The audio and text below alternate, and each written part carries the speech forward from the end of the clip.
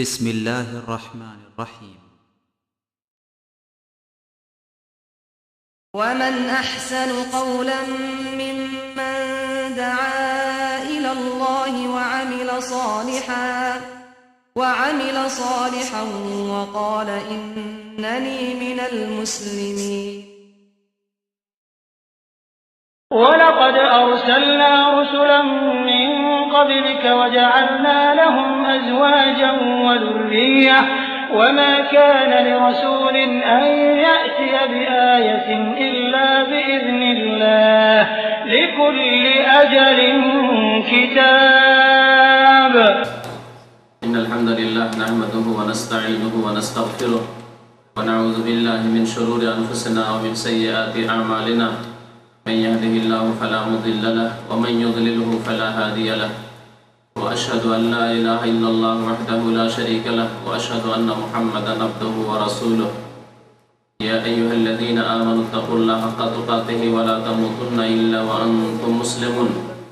يا أيها الناس اتقوا ربكم الذي خلقكم من نفس واحدة وخلق منها زوجها وبث منهما رجالا كثيرا ونساء واتقوا الله الذي تساءلون به والأرحام إن الله كان عليكم رقيبا. يا أيها الذين آمنوا اتقوا الله وقولوا قولا سديدا يصلح لكم بسم الله الرحمن الرحيم. وآتوا النساء صدقاتهن نحلة فإن طبن لكم. মানব জাতিকে সৃষ্টি করেছেন এবং তাদেরকে নারী এবং পুরুষে বিভক্ত করেছেন। দরুদ ও সালাম নাযিল হোক নবী মুহাম্মদ রাসূলুল্লাহ সাল্লাল্লাহু আলাইহি ওয়াসাল্লামের প্রতি। তিনি আল্লাহ পাক রব্বুল আলামিনের পক্ষ থেকে বৈবাহিক জীবন কেমন হতে হবে এবং বিবাহের যে বিধান রয়েছে সে সম্পর্কে তার উম্মতকে সঠিক জ্ঞান দান করেছেন। আল্লাহুম্মা সাল্লি আলাইহি আল্লাহুম্মা বারিক আলাইহি। বেশ কিছু দিক নিয়ে আলোচনা করা হয়েছে, তবে আরো অনেকগুলি দিক সম্পর্কে আলোকপাত করা হয়নি।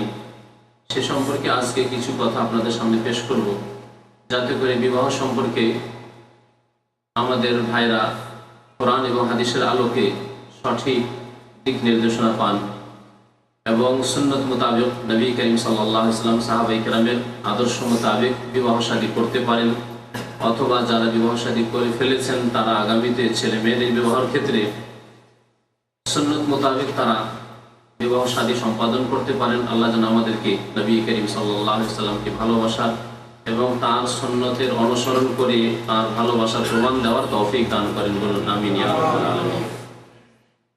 আলোচনা করতে গিয়ে যেখানে থেমেছিলাম সেখান থেকে বিনা ভূমিকায় শুরু করি। তা হচ্ছে যে পাত্রী নির্বাচন সম্পর্কে আলোচনা হয়ে গেছে। পাত্র নির্বাচন কেমন করে করতে হবে এ সম্পর্কে নবী করিম সাল্লাল্লাহু আলাইহি ওয়াসাল্লামের একটি হাদিস রয়েছে।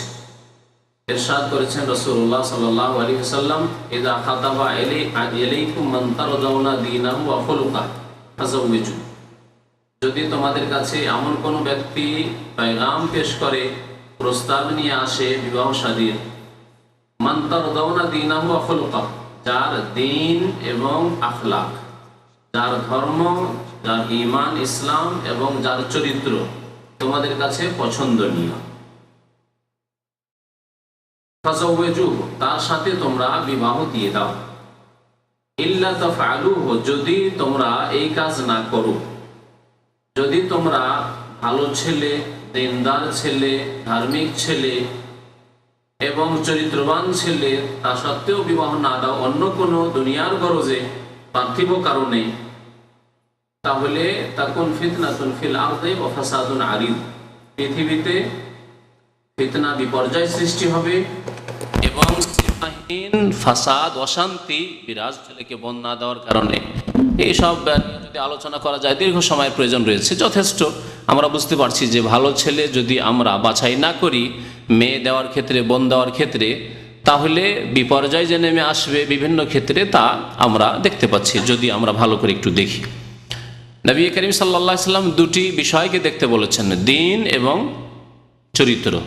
তাহলে বিবাহ শাদীর ক্ষেত্রে দুটোর একটি যদি থাকে, যদিও চরিত্র দ্বীনের অন্তর্ভুক্ত, দ্বীন ইসলাম পূর্ণাঙ্গ দ্বীন যাতে তার একটা দিক রয়েছে চরিত্রের দিক, অর্থাৎ একজন মুসলিম যদি দিনদার হয়, অর্থাৎ সীমিত অর্থে দিনদার বা কিছু ক্ষেত্রে দিনদার, যেমন নামাজ রোজার ক্ষেত্রে খুব দিনদার, যাকাত দান খেরাতের ক্ষেত্রে খুব দিনদার, হজ উমরাতে মাশাআল্লাহ দিনদার, মাতা পিতার সেবায় দিনদার, কিন্তু আখলাক চরিত্রের ক্ষেত্রে গ্রামবাসীর সাথে চলাফেরায়, পাড়া প্রতিবেশীর সাথে চলাফেরায়, যাদের সাথে থাকে তাদের সাথে চলাফেরায়, যেখানে কাজ করে চাকরি করে তাদের সাথে চলাফেরার ক্ষেত্রে চরিত্র ভালো নয়,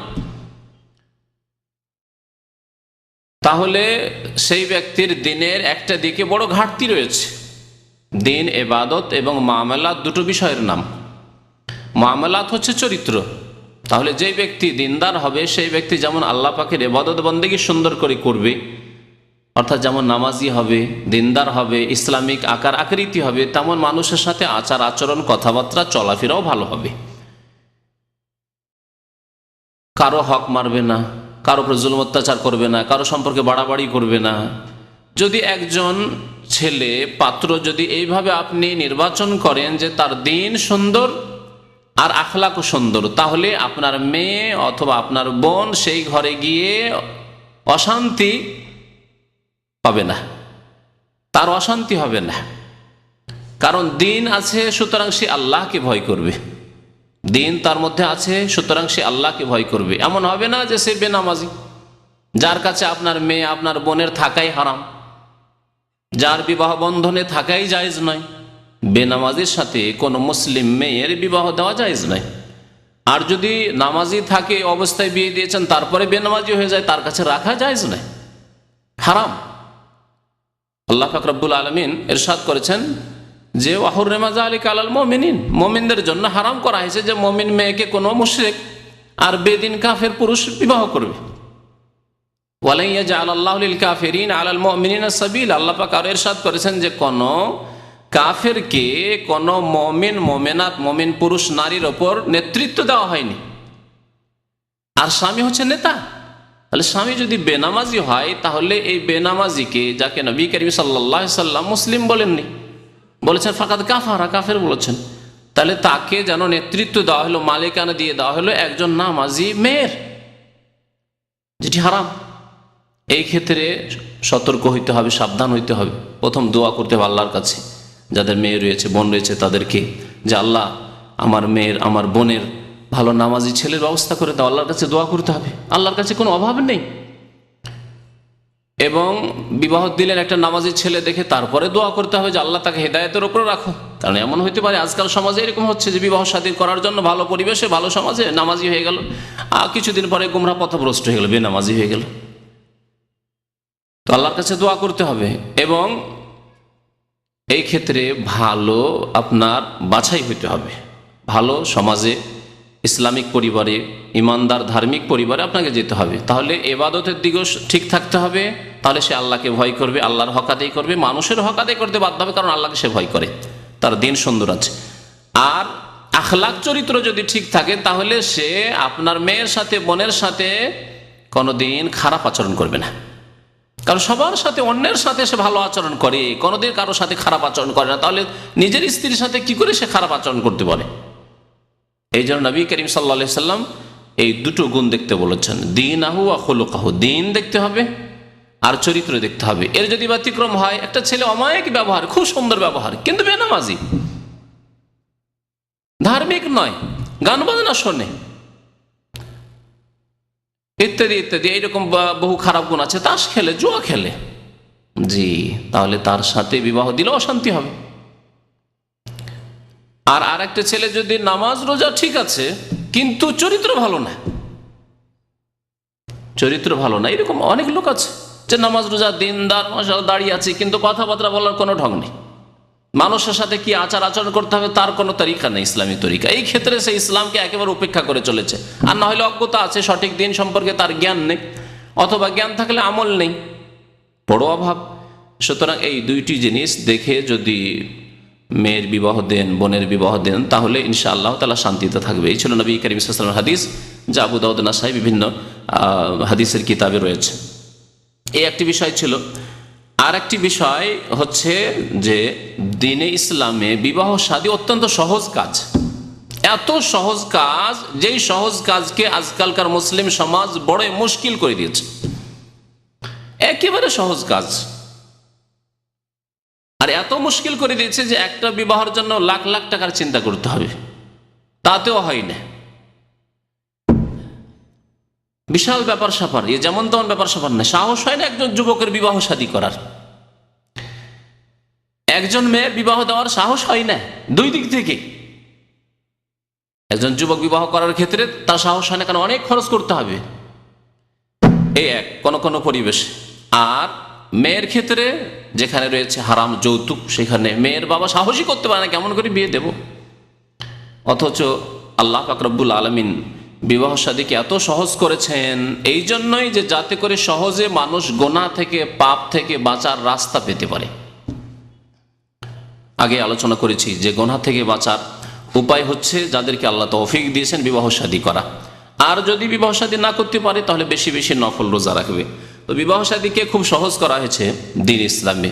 এবং বিবাহ শাদীর জন্য যে মহরানা রয়েছে, মোহর, এই মোহরকে আল্লাহ পাক রব্বুল আলামিন এত সহজ করেছেন যে সামান্য মোহর হলেই চলে, সামান্য কিছু হলেই চলে।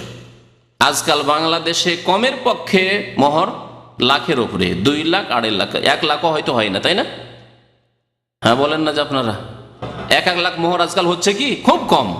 মোহর মানে 2.5 লাখ 3 লাখ 4 লাখ 5 লাখ টাকা, যেটাকে কাবিন বলছেন, কাবিন নামা না কি বলছেন, মোহর।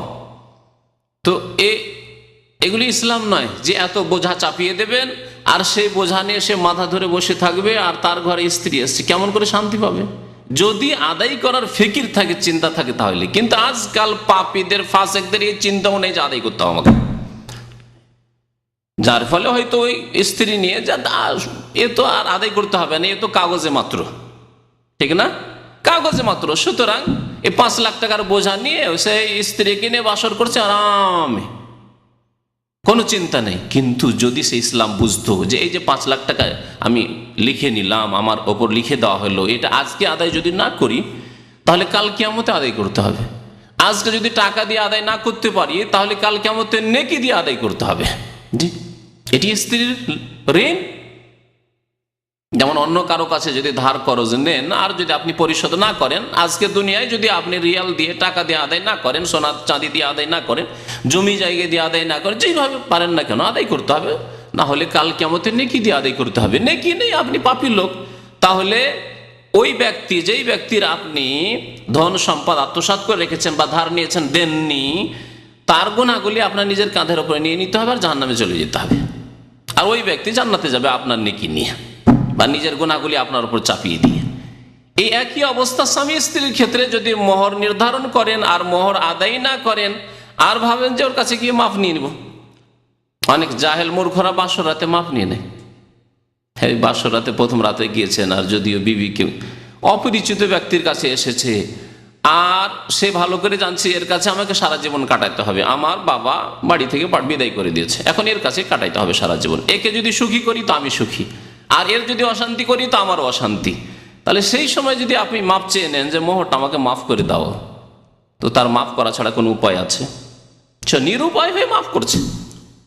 ওই রকম অবস্থা, কারো কাছে ধার নিয়েছেন 10,000 টাকা আর তারপরে তার সামনে ধরে নিয়েছেন আপনি কোনো অস্ত্র যে মাফ করে দে তোর টাকা, না হলে তোকে জবাই করে দেবো। উপায় আছে? ও তো মাফ করবে, কিন্তু অন্তর থেকে কি মাফ করছে? কখনো না। সুতরাং এইরকম মাফ ইসলামে নেই যেই মাফ আমাদের সমাজে মোহরের নিয়ে থাকে। তো মোহরের ব্যাপারটি ইসলামে এত সহজ করে দেওয়া হয়েছে, আমি দু একটি হাদিস বলবো তখন বুঝতে পারবেন, আগে থেকে বলছি না। মোহরের সর্বনিম্ন কোনো পরিমাণ নেই, যা কিছু মযহাবে হয়তো আছে যে 10 দিরহাম হইতে হবে, এই কথাগুলি জয়ীফ, সহিহ নয়। 1 দিরহামও হইতে পারে, 1 টাকাও হইতে পারে, 5 টাকা 10 টাকাও হইতে পারে, এমনকি জুতা স্যান্ডেলও হইতে পারে, একটা লুঙ্গি চাদরও হইতে পারে। জি, এমনকি কিছুই নেই, কোরআনের শিক্ষা হতে পারে। আপনি কোরআন মুখস্থ রেখেছেন,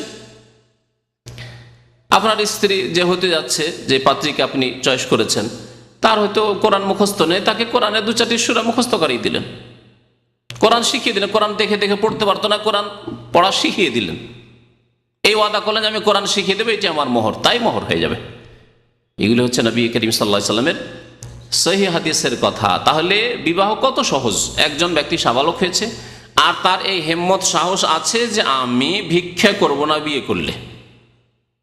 যে ব্যক্তি ভিক্ষা করবে এইরকম দুর্বল, কুড়ের লোক, কাজ করতে পারবে, মেহনত করতে পারবে না, তার জন্য বিয়ে করা উচিত নাই। কিন্তু যে ব্যক্তি মেহনত করে, দিন মজুর মেহনত করে খেটে খাওয়াইতে পারবে, সেই ব্যক্তি বিবাহ করবে, যদিও তার কাছে মোহরের কোনো টাকা পয়সা না থাকে। যদি মেয়ের পক্ষ বিবাহ দেয় এবং বিবাহ দিতে পারে, এইরকম বিবাহ হতে পারে। নবী করিম সাল্লাল্লাহু আলাইহি ওয়াসাল্লামের জামানায় হয়েছে।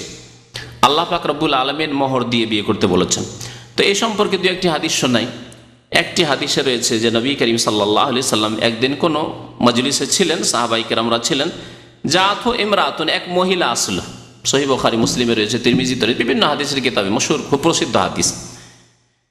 এসে বলল, ইন্নী ওয়াহাবতু নাফসি লাকা ইয়া রাসূলুল্লাহ।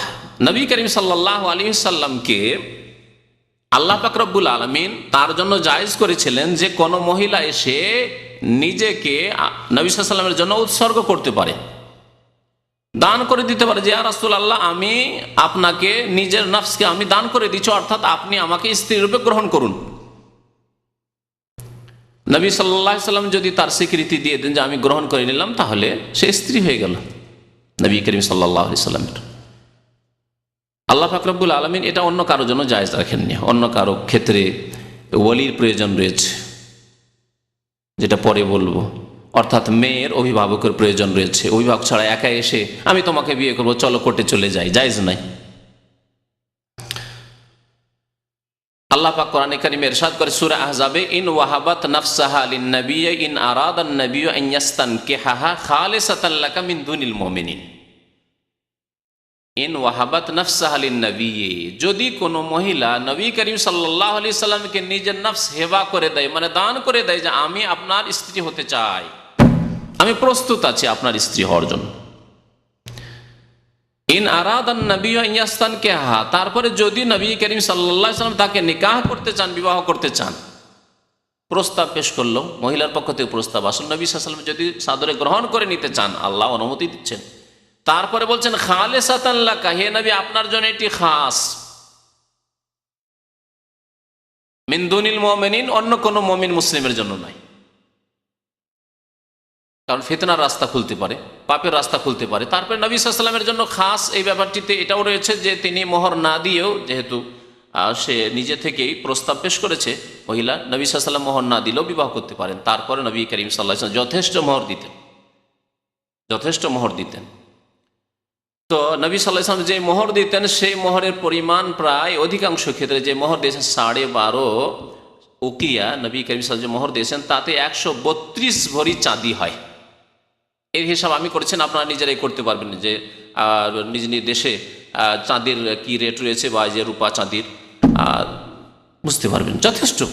নবী করিম সাল্লাল্লাহু আলাইহি সাল্লাম ভালো একটা পরিমাণ মোহর দিতেন। তারপরেও অল্প পরিমাণ মোহর দিয়ে বিবাহ করা যায়। এক মহিলা এসে নবী সাল্লাল্লাহু আলাইহি সাল্লাম বলল, ইয়া রাসূলুল্লাহ আমি প্রস্তাব দিচ্ছি যে আপনি যদি আমাকে সাদরে গ্রহণ করেন তো আমি প্রস্তুত রয়েছি।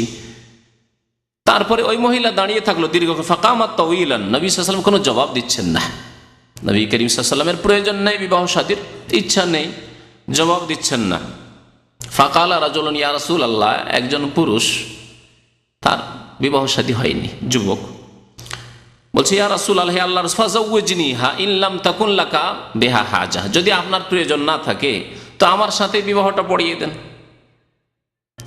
আমার সাথে বিবাহ পড়িয়ে দেন যদি আপনার প্রয়োজন না থাকে। নবী করিম সাল্লাল্লাহু আলাইহি ওয়াসাল্লাম বলেন, হাল ইনদাকা মিন শাইইন তাসদুকুহা, তোমার কাছে এমন কিছু আছে যা তুমি মোহরে দেবে, এই মেয়েকে দেবে মোহরানা কিছু আছে? সেই লোক বলল, মা ইন্দি ইল্লা ইজারি হাজা ইয়া রাসূলুল্লাহ, হে আল্লাহর রাসূল আমার কাছে এই লুঙ্গি ছাড়া, যে লুঙ্গি সে পরেছিল, যে এই লুঙ্গি ছাড়া আর আমার কাছে কিছু নেই। ফাকালা রাসূলুল্লাহ সাল্লাল্লাহু আলাইহি ওয়াসাল্লাম, আল্লাহ রাসূল সাল্লাল্লাহু আলাইহি ওয়াসাল্লাম বললেন যে এজারু কাইনা আতাইতাহা, এই লুঙ্গি তুমি যদি দিয়ে দাও, তিরমিজির হাদিস এইটুকু রয়েছে যে তুমি যদি এই লুঙ্গি দিয়ে দাও, জালাস্তা ওয়ালা এজার আলাকা, তাহলে তোমাকে বাড়িতে বসে থাকতে হবে উলঙ্গ হয়ে, তোমার কাছে আর কোনো লুঙ্গি নেই, একটি লুঙ্গি যেটা তার পরনে রয়েছে। ফালতামেশ শাইয়ান, তাহলে কিছু খুঁজো, যাও সন্ধান করো, দেখো বাড়িতে কিছু আছে হয়তো।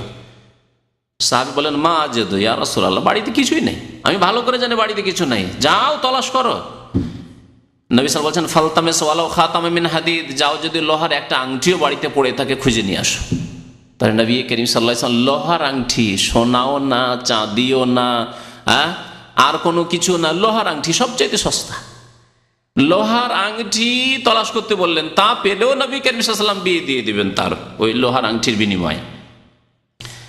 কাল বর্ণনাকারী বলছেন ফালতামাসা ফালাম ইয়াজিদ শাইআন, বাড়িতে খুঁজে আসলো লোহার আংটিও বাড়িতে পেল না। কত গরিব মানুষ ছিলেন তাহলে। আজকালকার জামানায় যে কোনো বাড়িতে কিছু না কিছু পাওয়া যাবে। ফাকালা রাসূলুল্লাহ সাল্লাল্লাহু আলাইহি ওয়াসাল্লাম, রাসূলুল্লাহ সাল্লাল্লাহু আলাইহি ওয়াসাল্লাম দেখলেন যে এই লোকটির বিবাহ শাদীর আগ্রহ বেশ রয়েছে, আর মেয়েটিরও বিবাহর প্রয়োজন রয়েছে, আর এর কাছে কিছু নাই, তাহলে করা যাবে কি? হাল মাআকা শাইআম মিনাল কোরআন, তোমার কোরআনের কিছু অংশ মুখস্থ আছে? কোরআনের কিছু অংশ মুখস্থ আছে? কালা নাম সূরাতা কাযা ওয়া সূরাতা কাযা, অমুক সূরা মুখস্থ আছে। কয়েকটি সূরার নাম গণায় দিলেন ওই ব্যক্তি। সাম্মাহা ফাকালা রাসূলুল্লাহ সাল্লাল্লাহু আলাইহি ওয়াসাল্লাম, নবী কারীম সাল্লাল্লাহু আলাইহি ওয়াসাল্লাম কি বললেন শুনুন, যাওয়াজতুকাহা বিমা মাকা মিনাল কোরআন, তোমার কাছে যে কোরআন রয়েছে, অর্থাৎ যে তোমার কোরআনের সূরাগুলি মুখস্থ রয়েছে, তার বিনিময়ে তোমার বিবাহ করিয়ে দিলাম। নবী কারীম সাল্লাল্লাহু আলাইহি ওয়াসাল্লাম বিবাহ করালেন। ওলিকে যদি কেউ প্রশ্ন করে, একটু পরে বলবো যে ওলি ছাড়া বিবাহ হয় না, অভিভাবক ছাড়া বিয়ে হয় না। এখানে অভিভাবক কোথায়? ওই মেয়ে তো এসে তো নবী সাল্লাল্লাহু আলাইহি ওয়াসাল্লামকে প্রস্তাব পেশ করলো, কিন্তু নবী করিম সাল্লাল্লাহু আলাইহি ওয়াসাল্লাম আর ওলি খোঁজ করলেন, নিজে বিবাহ পড়িয়ে দিলেন। কি বলা যেতে পারে? নবী করিম প্রথম কথা, নবী করিম সাল্লাল্লাহু আলাইহি ওয়াসাল্লাম সবচেয়ে বড় ওলি, আমাদের সবার অভিভাবক সাল্লাল্লাহু আলাইহি ওয়াসাল্লাম। তারপরে হতে পারে যে তার কেউ কাছের নিকটের বাবা বা ভাই কেউ ছিল না, এরও সম্ভাবনা রয়েছে। তাছাড়াও নবী করিম সাল্লাল্লাহু আলাইহি ওয়াসাল্লামের হাদিস শরীফ ওয়াসুলতান ওয়ালিয়্যু মাল্লা ওয়ালিয়্যা লাহ, যদি কারো অভিভাবক না থাকে, লিগ্যাল গার্জেন না থাকে, তাহলে তার গার্জেন হচ্ছে সুলতান, মানে বাদশাহ, দেশের নেতা, জি, এবং বা দেশের নেতার প্রতিনিধি। দেশের নেতার প্রতিনিধি হচ্ছে ইসলামিক সরকার, যদি হয়তো কাজী, যেমন সৌদি আরবে। এখানে কি হয় জানেন, যারা নতুন মুসলমান হয় কোনো মহিলা, তাদের বিবাহ শাদী দেওয়ার সুবিধা। নতুন মুসলমান হলে তার গার্জেন তো আর কেউ নেই, কারণ বাবা কাফের, ভাই কাফের, সব কাফের হয়ে রয়েছে, তাহলে এই মেয়ের বিবাহ দেওয়া সহজ। তাহলে এখানে কাজী যেহেতু সরকার বাদশার প্রতিনিধি, কাজী নিজেই ওলি হয়ে বিবাহ পড়িয়ে দিতে পারেন, আর এখানে হয় তা। কিন্তু যদি জন্মগত মুসলিম মেয়ে হয়, তাহলে বিবাহ পড়ানো যাবে না, কারণ তার ওলি রয়েছে, লা নিকাহ ইল্লা বিওয়ালিয়্যিন। তো নবী করিম সাল্লাল্লাহু আলাইহি ওয়াসাল্লাম কোরআনের শিক্ষার বিনিময়ে বিবাহ পড়িয়ে দিলেন। এই হাদিসকে বিকৃত করে আমাদের দেশের মযহাবপন্থীরা। তারা কি বলে? বলছেন না, মোহরটা ধারের উপরে থাকলো, আর কোরআনের বরকত শুধু, কোরআন যে মুখস্থ আছে এই জন্য এই লোকটি যে যোগ্য, কোরআন মুখস্থ আছে তখন যোগ্য, তার সাথে বিয়ে পড়িয়ে দিল। আর তাকে বলা হলো যে পরে তুমি মোহরে মুআজ্জাল, ধারের মোহর পরে দিয়ে দিবে। অথচ একটি শব্দ কোনো হাদিসে নেই যে নবী করিম সাল্লাল্লাহু আলাইহি ওয়াসাল্লাম জীবনে কোনো বিবাহ শাদী করিয়েছেন ধার মোহরে, কখনো নেই। সুতরাং সুন্নত তরিকা হচ্ছে নগদ মোহর দেওয়া, মনে রাখবেন।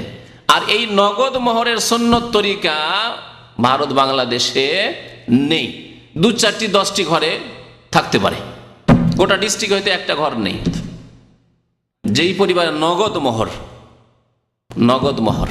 চেষ্টা করেন, আমরা আলহামদুলিল্লাহ চেষ্টা করেছি, এই ক্ষেত্রে কামিয়াব হয়েছি। নগদ মোহরে আজও আমার পরিবারে বিবাহ শাদী হয় 10,000 টাকার বেশি এখন আর মোহর যায়নি। গত 1 মাস আগে আমার আপন ভাইয়ের বিবাহ হলো, এখান থেকে 10,000 টাকা মোহর দিলাম। 10,000 টাকা, সেটা বেশি দিলাম। অনেকে বলছে 5,000 টাকা দিলেই চলে। আমি বললাম না, মোহরটা আমি দিয়ে দেবো, আর 10,000 টাকা হোক। জি, তো এখনো 5,000 10,000 টাকা মোহরে বিবাহ শাদী হচ্ছে। 10,000 রিয়াল নয়, 10,000 টাকা। জি, তো এইরকম পরিবেশ তৈরি করার চেষ্টা করুন যে নগদ মোহর দেব। আর মনে করবেন না এইরকম যে আমি 5 লাখ 2 লাখ 3 লাখ টাকা বেঁধে দিলে আমার মেয়েকে ছাড়তে পারবে না, সেই জন্য শান্তিতে দেবে। কখন ছাড়তে পারবে না? মারবে। দেখছি ছাড়তেও পারবো না, আর একে রাখবো না, তখন ভিতর তখন নির্যাতন, জুলম, অত্যাচার করে যা হচ্ছে, জীবন থেকেই মেরে দেবে। মেরে দিয়ে ফাঁসিতে ঝুলিয়ে দেওয়ার, বলবে যে না তোমার মেয়ে তো ফাঁসিতে ঝুলে গেছে, আত্মহত্যা করেছে, ঘটনা ঘটছে না এরকম?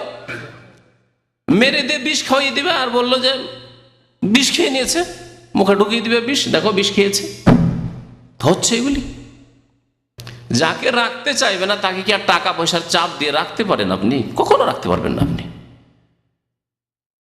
তাহলে অন্তরের ভালোবাসা হইতে হবে, এর জন্য দোয়া করতে হবে আল্লাহ পাকের কাছে প্রথম থেকে, এবং তারপরে ভালো ছেলে দেখে দিতে হবে যে ব্যক্তি জুলম অত্যাচার করবে না, যেমনটা বললাম। তো নবী করিম সাল্লাল্লাহু আলাইহি সাল্লাম কোরআন শিক্ষার বিনিময়ে বিবাহ শাদী দিয়েছেন। আর জীবনেও কখনো নবী সাল্লাল্লাহু আলাইহি ওয়াসাল্লাম ধার মোহরে, এই যে বাকি মোহরে লিখে রেখে দেওয়া, এই সিস্টেমে নবী করিম সাল্লাল্লাহু আলাইহি ওয়াসাল্লামের জামানায় কোনো বিবাহ শাদী হইতো না।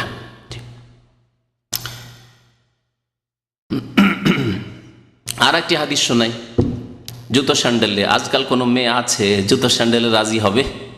জি, তিরমিজির হাদিস আপনাকে শোনায়। ইমাম তিরমিজি বলেছে হাদিসটি সহিহ।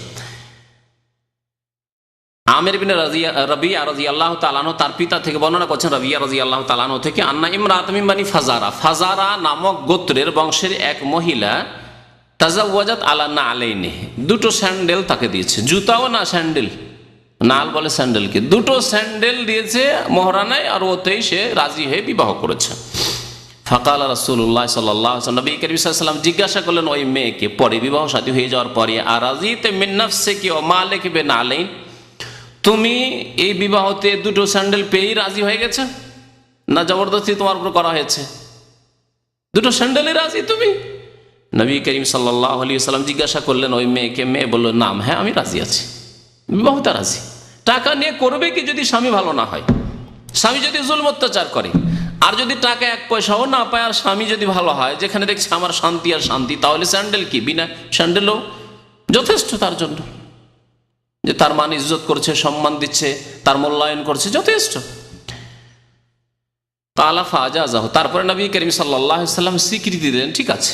এ মেয়ে সন্দেহ হয়েছিল যে হয়তো রাজি নেই, নবী করিম সাল্লাল্লাহু আলাইহি ওয়াসাল্লাম বলেন যে ঠিক আছে, তাহলে বিবাহ ঠিক আছে। যখন সে রাজি রয়েছে দুটো স্যান্ডেলের বিনিময়ে বিবাহতে, তাহলে তা ঠিক আছে। আরেকটি বিষয় যেটা বলবো সেটা হচ্ছে যে বিনা ওলিতে, অর্থাৎ বিনা অভিভাবকে, আর সেটা শরীয়তি অভিভাবক হইতে হবে, শরীয়ত সম্মত ওলি হইতে হবে। কারণ আজকাল কোর্টে যে ম্যারেজগুলি হয় সেখানে ওলি তৈরি করা হয়, জন্মানো হয়। হ্যাঁ, কাকে? উকিলকে, না হয় কাউকে ধরে নিল, কোনো বন্ধু বান্ধবকে, হ্যাঁ, কাউকে বাপ বানিয়েই দিল, এই বানানো ওলি হয়। এসব ওলি না, সব দাগাবাজ, মিথ্যুক, ধোকাবাজ, হারাম কাজ করে এরা। নবী করিম সাল্লাল্লাহু আলাইহি সাল্লাম বলেছেন যে বিনা শরীয়তি অভিভাবকে ওলিতে বিবাহ হয় না। সে মেয়ে ছোট হোক আর বড় হোক, নাবালিকা হোক আর সাবালিকা হোক, বিবাহিতা হোক বা অবিবাহিতা হোক। বিবাহিতা হোক অর্থ কি? মানে এর আগে হয়তো বিবাহ হয়েছে, তালাক প্রাপ্তা অথবা বিধবা, কুঁয়ারি হোক অথবা কুঁয়ারি নাই হোক, যে কোনো রকমের মেয়ে হোক না কেন, সবার জন্য ওলির শর্ত রয়েছে, ওলির শর্ত রয়েছে। তো এই ক্ষেত্রে হাদিস শোনায় আবু মুসা আশআরী রাদিয়াল্লাহু তাআলা আনহু বর্ণনা করেছেন, আবু দাউদ তিরমিজির হাদিস, আন্নান নবী সাল্লাল্লাহু আলাইহি সাল্লাম কাল, নবী সাল্লাল্লাহু আলাইহি ওয়াসাল্লাম বলেছেন, লা নিকাহা ইল্লা বিওয়ালিয়িন, ওলি ছাড়া বিবাহ হয় না, ওলি ছাড়া বিবাহ হয় না। নবী সাল্লাল্লাহু আলাইহি সাল্লাম না করেছেন। সুতরাং ওলি ছাড়া জেনে শুনে মাসলা জানবে আর কেউ বিবাহ করবে, বিবাহ হবে না। কেউ মাসলা জানে না, বিয়ে করেছে, তারপরে যদি তার গার্জেন অভিভাবক ওর উপর রাজি হয়ে যায় আর স্বীকৃতি দিয়ে দেয় যে ঠিক আছে, তাহলে সেই বিয়ে সাব্যস্ত থাকবে। আর না হলে সেই গার্জেন অভিভাবক যদি বলে যে না, এই ছেলের সাথে আমার মেয়ে বা বোনের বিবাহ আমি চাই না, তাহলে বিবাহ বিচ্ছেদ হয়ে যাবে, ফাসকে নিকাহ হয়ে যাবে, বিবাহ বিচ্ছেদ হয়ে যাবে।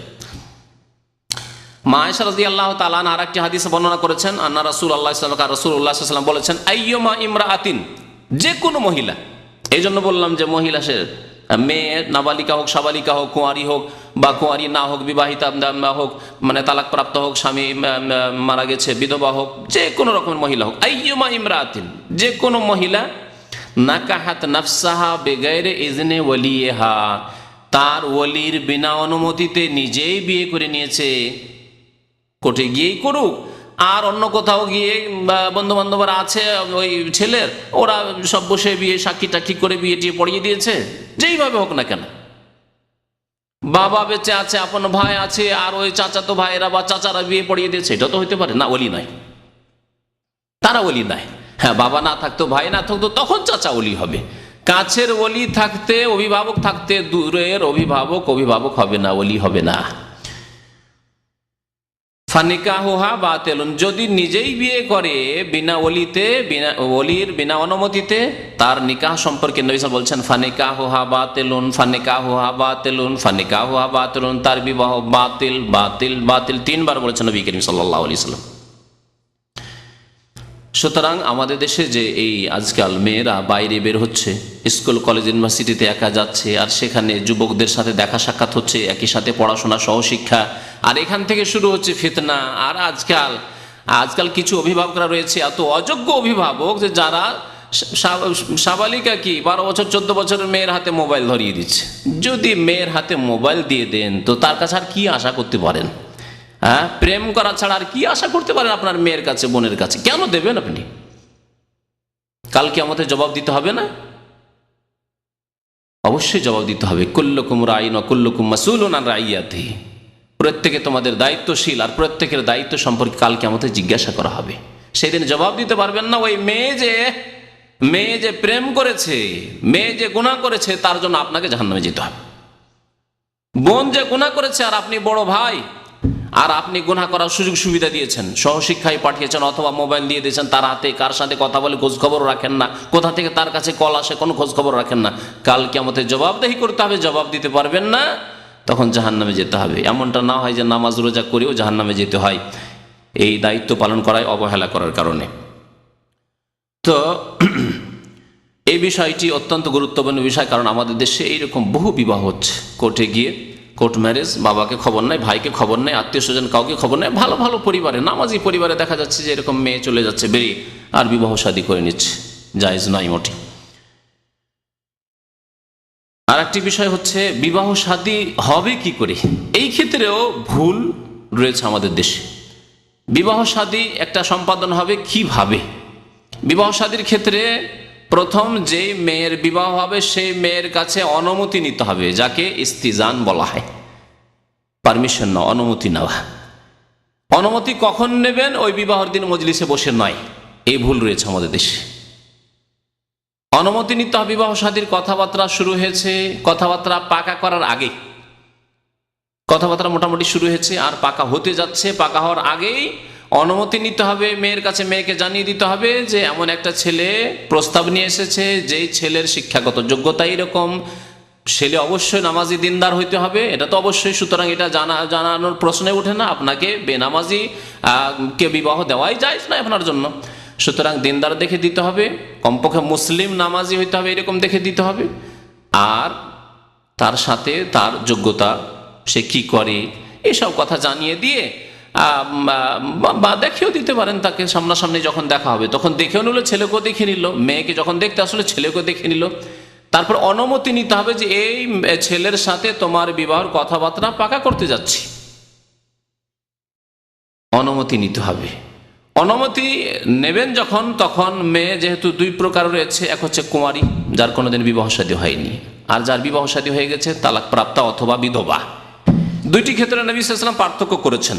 কি পার্থক্য করেছেন? যে যদি কুমারী হয় তাহলে তার কাছে যখন অনুমতি নেবেন সে সাধারণত জবাব দেবে না, লজ্জায় জবাব দেবে না। এই জন্য নবী সাল্লাল্লাহু আলাইহি ওয়াসাল্লাম বলছেন ওয়াইযনুহা সুমাতুহা, যদি কুমারী হয় তাহলে যদি চুপ থেকে যায়, জিজ্ঞাসা করলেন যে তোমার অমুক ছেলের সাথে, হেলালের সাথে বিবাহ দিতে যাচ্ছি, তাহলে যদি চুপ থেকে যায় তাহলে জানতে হবে যে সে অনুমতি দিচ্ছে, সে রাজি আছে। আর যদি তালাক প্রাপ্ত হয়, বিধবা হয়, তাহলে তুস্তাম, আর তার হুকুম নিতে হবে, আদেশ নিতে হবে যে হ্যাঁ আব্বা বিয়ে দিয়ে দেন, বড় ভাই বিয়ে দিয়ে দেন, অসুবিধা নেই, ঠিক আছে, আমি রাজি আছি। তাকে কথাই বলিয়ে নিতে হবে।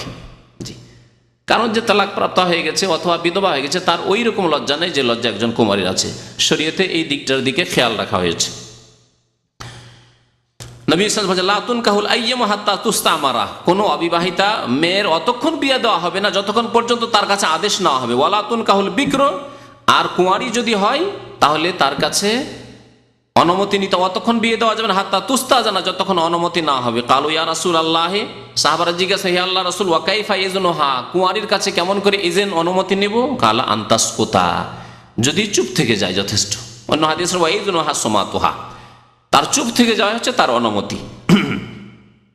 তো এক অনুমতি নিলেন আপনি, আর তারপরে একটি বিষয় রয়েছে যেটার নাম হচ্ছে ইজাব, আর আরেকটি বিষয়ের নাম হচ্ছে কবুল।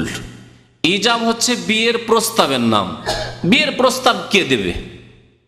বিয়ের প্রস্তাব কার পক্ষ থেকে আসে? সাধারণত আমাদের সমাজে ছেলের পক্ষ থেকে আসে, কিন্তু এর ব্যতিক্রম হতে পারে। ছেলের পক্ষ থেকে যদি প্রস্তাব আসে তার নাম হচ্ছে ইজাব। ছেলে বলল যে আপনার মেয়েকে আমি পয়গাম দিচ্ছি বা আপনার বোনকে আমি পয়গাম দিচ্ছি, সে যেইভাবে মুখে হোক, সরাসরি হোক, অন্য কারো দ্বারা হোক, মাধ্যম দিয়ে হোক, কিন্তু সে পয়গাম দিল, এটি হচ্ছে প্রস্তাব। আমাদের দেশে বিয়ের জন্য মজলিস তৈরি করা হচ্ছে। ইসলামে বিয়ে এত সহজে মজলিস করার ব্যাপার স্যাপার নেই। একজন প্রস্তাব দিল আর আপনার সাথে সাথে চয়েস হয়ে গেল, এই যে আমি বিবাহ করতে চাই, জাওয়াজনি ইবনাতাক, আপনার মেয়ের সাথে আমার বিবাহ দিয়ে দেন, এর নাম হচ্ছে ইজাব। ফিকহের কিতাবাদিতে যে রয়েছে ইজাব এবং কবুল, আর ইজাব এবং কবুলের মাধ্যমে আকদ হয়, অর্থাৎ বিবাহ বন্ধন হয়। তো ইজাব মানে হচ্ছে ছেলের পক্ষ থেকে প্রস্তাব হয়তো, অথবা মেয়ে বললো, একটা ছেলে খুব পছন্দ হইলো, সে বলল যে জাওয়াজতু ইবনাতি মাক, আমার মেয়ের তোমার সাথে বিয়ে দিয়ে দিচ্ছি, আমার মেয়ের তোমার সাথে বিয়ে দিতে আমি রাজি আছি। আর সেই ব্যক্তি, সেই ছেলে পাত্র কি বলল? কাবিল, তো আমি কবুল করলাম। তাহলে এখানে প্রস্তাব হলো মেয়ের বাবার পক্ষ থেকে, আর কবুল হলো ছেলের পক্ষ থেকে। যেইভাবে হোক না কেন হলেই হলো। যেমন কেনা বেচাই একেবারে ওই রকম। ফোকাহে কেরামরা বলেছেন যে আকদে নেকা আকদে বাইয়ের মতো, কেনা বেচার মতো। আপনি কোনো একটা জিনিস কেনা বেচা করতে চান, তো হয়তো আপনি বলছেন যে এটা আমি বিক্রি করে দেবো, নেবেন? সে বললো যে হ্যাঁ নিয়ে নিলাম। কত দাম? 10 রিয়াল। নিয়ে নিলাম। হলো না? হলো না, কেনা হয়ে গেল।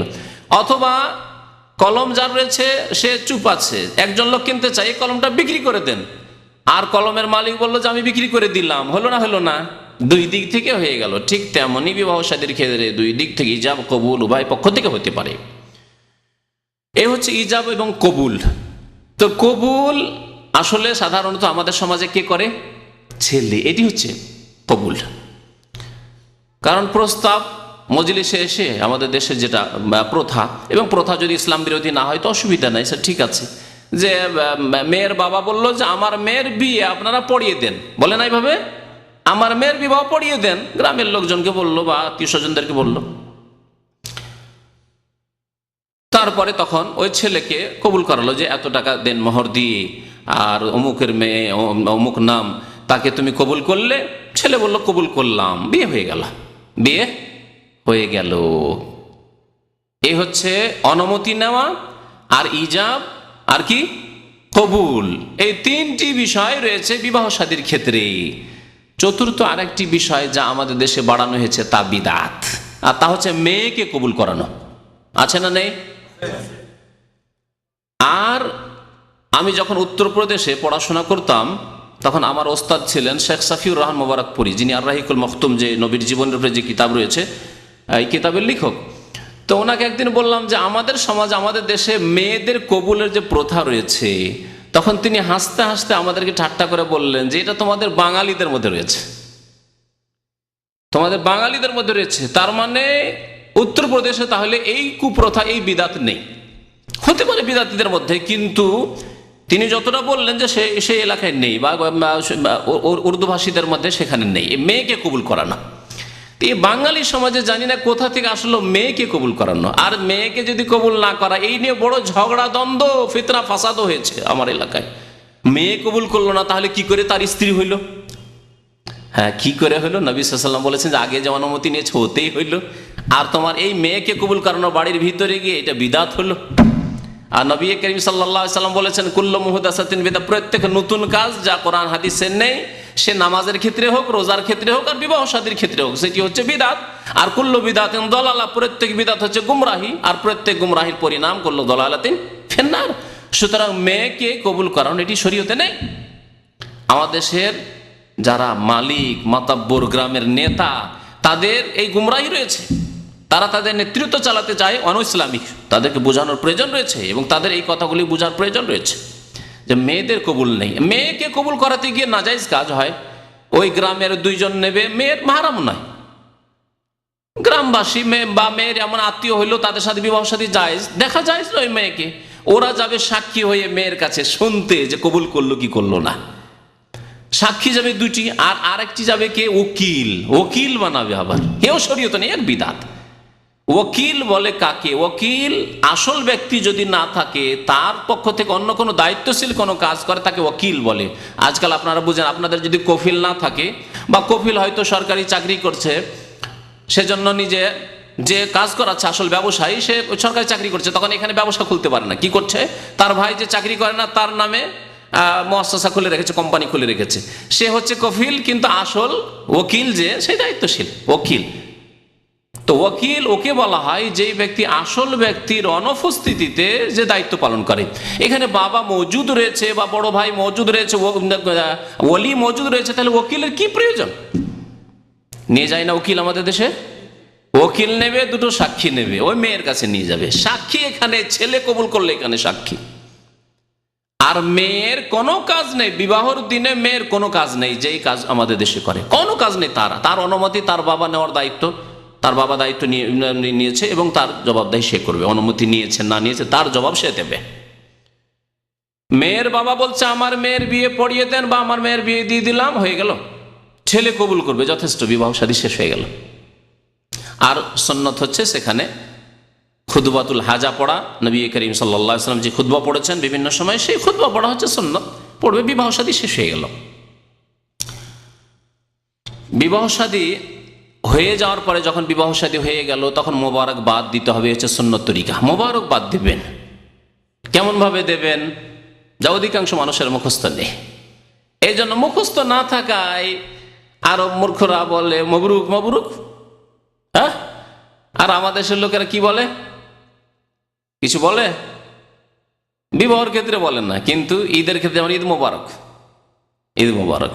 তো যাই হোক, আর বিবাহ শাদী যখন কবুল হয়ে গেল, তারপরে ছেলেটা দাঁড়িয়ে গেল মজলিস, দাঁড়িয়ে যায় কি করে? আছে তাহলে এই বিদাত। সালাম যখন প্রথম দেখা হবে তখন সালাম দিতে হবে, আর না হলে বিদায়ের সময় সালাম দিতে হবে। মধ্যখানে অনুষ্ঠান মধ্যে দাঁড়িয়ে আসসালামু আলাইকুম, আমি কবুল করলাম, এ কোন তরিকা হইল? ইসলামিক তরিকা? হয় সালাম শুরু সাক্ষাতে, আর না হলে শেষখানে বিদায়ের সময় সালাম আলাইকুম, এ হচ্ছে সালাম ইসলামের। আর মধ্যখানে সালাম কোথায় আছে? কবুল করলো আর মধ্যে উঠে দাঁড়িয়ে সালাম করলো না। তাহলে বিবাহ করার পরে যদি তার কিছু করণীয় থাকে, কি করবে? শুকরানা সেজদা করবে। সবচাইতে ভালো হচ্ছে সুন্নত তরিকা। নবী সাল্লাল্লাহু আলাইহি ওয়াসাল্লামের কাছে কোনো খুশির খবর আসলে সাথে সাথে সেজদায় পড়ে যেতেন। ইবনে মাজাহ হাদিস রয়েছে, খাররা সাজিদান লিল্লাহ ইযা জাআহু আমরুন ইয়াসুররুহু। নবী সাল্লাল্লাহু আলাইহি ওয়াসাল্লামের কাছে কোনো সুসংবাদ আসলে, খুশির খবর আসলে, যে কোনো খুশির খবর, তাহলে সেজদায় সাথে সাথে অবনত হয়ে যেতেন। সেজদা করেন, একটা সেজদা করবে। ওই ছেলেকে বলেন, পাত্রকে বলেন, একটা সেজদা করবে। ওই মেয়ে একটা সেজদা করবে। আর কোনো আলেমদের নিকটে 2 রাকাত নামাজ, শুকরানা নামাজও পড়া যেতে পারে, কিন্তু সবচাইতে বেশি সহিহ সুন্নত হচ্ছে শুধু সেজদা করে নেওয়া, যা নবী করিম সাল্লাল্লাহু আলাইহি ওয়াসাল্লাম করতেন। এটা স্পষ্ট প্রমাণিত। দোয়া দিতে হবে। সবার কাজ হচ্ছে ওই পাত্র পাত্রীকে, যাদের নতুন জীবন শুরু হচ্ছে, তাদেরকে দোয়া দেওয়া।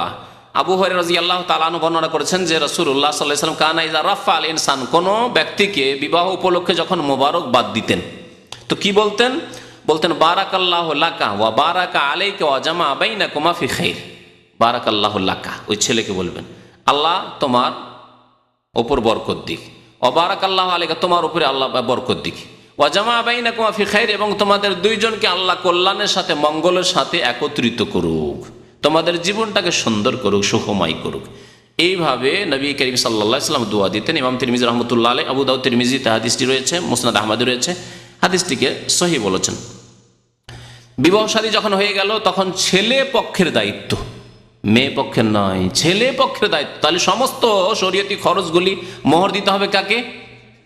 ছেলেকে। ওলিমা দিতে হবে কাকে? ছেলেকে। সব খরচ ছেলেদের। পক্ষান্তর আমাদের দেশে সব উল্টো তরিকা, হিন্দুয়ানি তরিকা। খরচ কার? সব মেয়ের, মেয়ের বাবার, সব হচ্ছে মেয়ের বাবার খরচ। মোহর দিতে হবে কাকে? উল্টো মোহর চলছে, যৌতুকের মোহর। উল্টো টাকাও দিতে হবে, মেয়েও দিতে হবে। এমন অপরাধ করেছে মেয়ে মানুষ করে যে মেয়েও দিতে হবে, আর টাকাও দিতে হবে, হুন্ডাও দিতে হবে। আর আজকালকার জামানা তো গাড়ির জামানা চলছে, আর ওই জামানা নেই। ছোটখাটো জিনিস দেওয়ার জমানা নেই। তারপরে ফার্নিচার দেওয়া, হ্যাঁ এসব দিতে হবে। কোথায় পেলেন এগুলি? হ্যাঁ এসি দিতে হবে, ফ্রিজ দিতে হবে, হ্যাঁ ওয়াশিং মেশিন দিতে হবে, ঘর বাড়ি তৈরি করে দিতে হবে। সাউথ ইন্ডিয়া, দক্ষিণ ভারত এবং শ্রীলঙ্কায় মেয়ে যদি হয়, বোন হয়, বাড়ি তৈরি করে দিতে হবে। হিন্দুরা আমাদের ওপর এত প্রাধান্য লাভ করেছে, তাদের সংস্কৃতি সভ্যতাকে এমনভাবে চাপিয়ে দিয়েছে, যা হিন্দুদের ঘরে বিয়ে শাদিতে হয় তাই মুসলমানদের ঘরে হয়, ভারত উপমহাদেশে, বাংলাদেশে। জি। তো ওয়ালিমা বলছিলাম যে ওয়ালিমা করা হচ্ছে সুন্নাতে মুআক্কাদা, আবার কিছু কিছু আলেমদের নিকটে ওয়াজিব। ওয়ালিমা করতে হবে। নবী করিম সাল্লাল্লাহু আলাইহি ওয়াসাল্লাম আব্দুর রহমান বিন আওফ রাদিয়াল্লাহু তাআলা আনহু যখন বিবাহ শাদী করলেন, তখন তাকে বললেন নবী সাল্লাল্লাহু আলাইহি ওয়াসাল্লাম যে আওলিম ওয়ালাউ বিশাহ, কমের পক্ষে একটা ছাগলের ওয়ালিমা করো, কমের পক্ষে একটা বকরি জবাই করে ওয়ালিমা করো। সেই জামানায় গরিব মানুষকে কোন রকম বিয়ে করতে পেরেছেন মুহাজির মানুষ, তাকে নবী করিম সাল্লাল্লাহু আলাইহি ওয়াসাল্লাম ওয়ালিমা করতে বলছেন, কমপক্ষে একটা বকরি জবাই করে, খাসি জবাই করে। তাহলে ওয়ালিমার ক্ষেত্রে যদি আপনি শত শত লোককে খাওয়ান ছেলের পক্ষ, তাহলে এটি বাড়াবাড়িও নয়। যদি আপনার শক্তি থাকে, শক্তি যতটা আছে ততটা করেন। আপনি ঋণ করজ করেন না যে ঋণে ডুবে যাবেন, এমন করে নয়। আর ঋণ হয়ে গেলে মানুষের ইমান ঠিক থাকে না, মানুষের আমল ঠিক থাকে না, মানুষের ওয়াদা খেলাফি হয়ে যায়, মুনাফিকি শুরু হয়ে যায়, চাল চলন আচার আচরণ নষ্ট হয়ে যায়, মানুষের কাছে মানহানি হয়। সুতরাং ঋণ করে বিবাহ শাদী সারবেন না, যেটুকু আছে সেটুকুর মধ্যে ওয়ালিমা করেন। 10 জনকে খাওয়াবার ব্যবস্থা আছে, 10 জনকে খাওয়ান, 50 জন 100 জনকে খাওয়াতে পারবেন, খাওয়ান, মাশাআল্লাহ। তো ওয়ালিমা করা নবী করিম সাল্লাল্লাহু আলাইহি ওয়াসাল্লামের সুন্নত এবং এর জন্য তাকিদ করেছেন। সুতরাং ওয়ালিমা অবশ্যই করতে হবে। আবু হুরায়রা রাদিয়াল্লাহু তাআলা আনহু একটি হাদিস বর্ণনা করেছেন যে ওয়ালিমার ক্ষেত্রে আবার আমাদের দেশে যা হয়, চেহারা দেখে দেখে, মুখ দেখে দেখে ডাকা হয়। হ্যাঁ, মুখ দেখে দেখে পয়সাওয়ালাদেরকে ডাকা হয়, যার কাছে বড় বড় গিফট পাওয়া যাবে, বেশি অঙ্কের টাকা পয়সা পাওয়া যাবে, তাদেরকে ডাকা হয় ওয়ালিমায়। এ হচ্ছে সবচেয়ে নিকৃষ্ট খাবার, নিকৃষ্ট দাওয়াত। নবী করিম সাল্লাল্লাহু আলাইহি ওয়াসাল্লাম বলেছেন, কি বলেছেন? শাররুত তাআমে তাআমুল ওয়ালিমা, সবচেয়ে নিকৃষ্ট খাবার হচ্ছে, নিকৃষ্ট খাদ্য হচ্ছে এমন ওয়ালিমার খাবার ইউদআ লাহাল আগনিয়া, যে ধনীদেরকে তো ডাকা হয়, ওয়া ইউতরাকুল ফুকারা, ফকির গরিবদেরকে ডাকা হয় না। গ্রামের গরিব ফকির আছে, তাদেরকে খেতে দিল ফুটপাতে ও মেঝেতে ধুলোতে বসিয়ে দিচ্ছে, যদিও দেয়, যদিও খেতে দেয়, ফুটপাতে বসিয়ে দিচ্ছে। আর পয়সাওয়ালাদের জন্য, ধনীদের জন্য চেয়ার টেবিলের ব্যবস্থা করা হয়েছে, স্টেজের ব্যবস্থা করা হয়েছে, জায়েজ নয়। সবচেয়ে নিকৃষ্ট খানা নবী করিম সাল্লাল্লাহু আলাইহি ওয়াসাল্লাম বলেছেন। সুতরাং ওয়ালিমা করতে হবে সমানভাবে, গরিবকে যেমন ধনীকে খাওয়াবেন তেমনই গরিবকে খাওয়াবেন, যেমন আত্মীয়কে খাওয়াবেন তেমন অন্য গ্রামবাসীকে খাওয়াবেন, এইভাবে খাওয়াইতে হবে। ওমান তারাকা দাওয়াত, আর যেই ব্যক্তি এই ওয়ালিমার দাওয়াত ছেড়ে দিল, ফাকাদ আসাল্লাহ ওয়া রাসূলুহু, সেই ব্যক্তি আল্লাহ এবং রসুলের নাফরমানি করলো। তাহলে যেই ব্যক্তি ওয়ালিমা করলো না, সে আল্লাহ রসুলের নাফরমানি করলো, এটাও হইতে পারে। আর একজন ব্যক্তিকে দাওয়াত দেওয়া হইল, অথচ সে ওয়ালিমার দাওয়াতে আসলো না, সেও আল্লাহ রসুলের নাফরমানি করলো। সেই জন্য ওয়ালিমার যদি বিবাহ শাদীর দাওয়াত হয়, সেই দাওয়াত কবুল করা জরুরি। অন্য দাওয়াত রয়েছে, সেই দাওয়াত কবুল করেন আর না করেন, ভাই আমি যেতে পারলাম না, আমি ব্যস্ত আছি। কিন্তু ওয়ালিমার দাওয়াত যথাসাধ্য চেষ্টা করতে হবে, যদি দাওয়াত দেওয়া হয় তো কবুল করেন, যদি খেতেও না পারেন তবুও যান, সেখানে গিয়ে দোয়া দিয়ে আসেন। এই হচ্ছে নবী করিম সাল্লাল্লাহু আলাইহি ওয়াসাল্লামের আদেশ। এই সম্পর্কে আরেকটি কথা বলি, সেটা হচ্ছে যে আমাদের দেশে বহু প্রথা রয়েছে, বিবাহর সাথে সম্পর্কিত বহু প্রথা রয়েছে।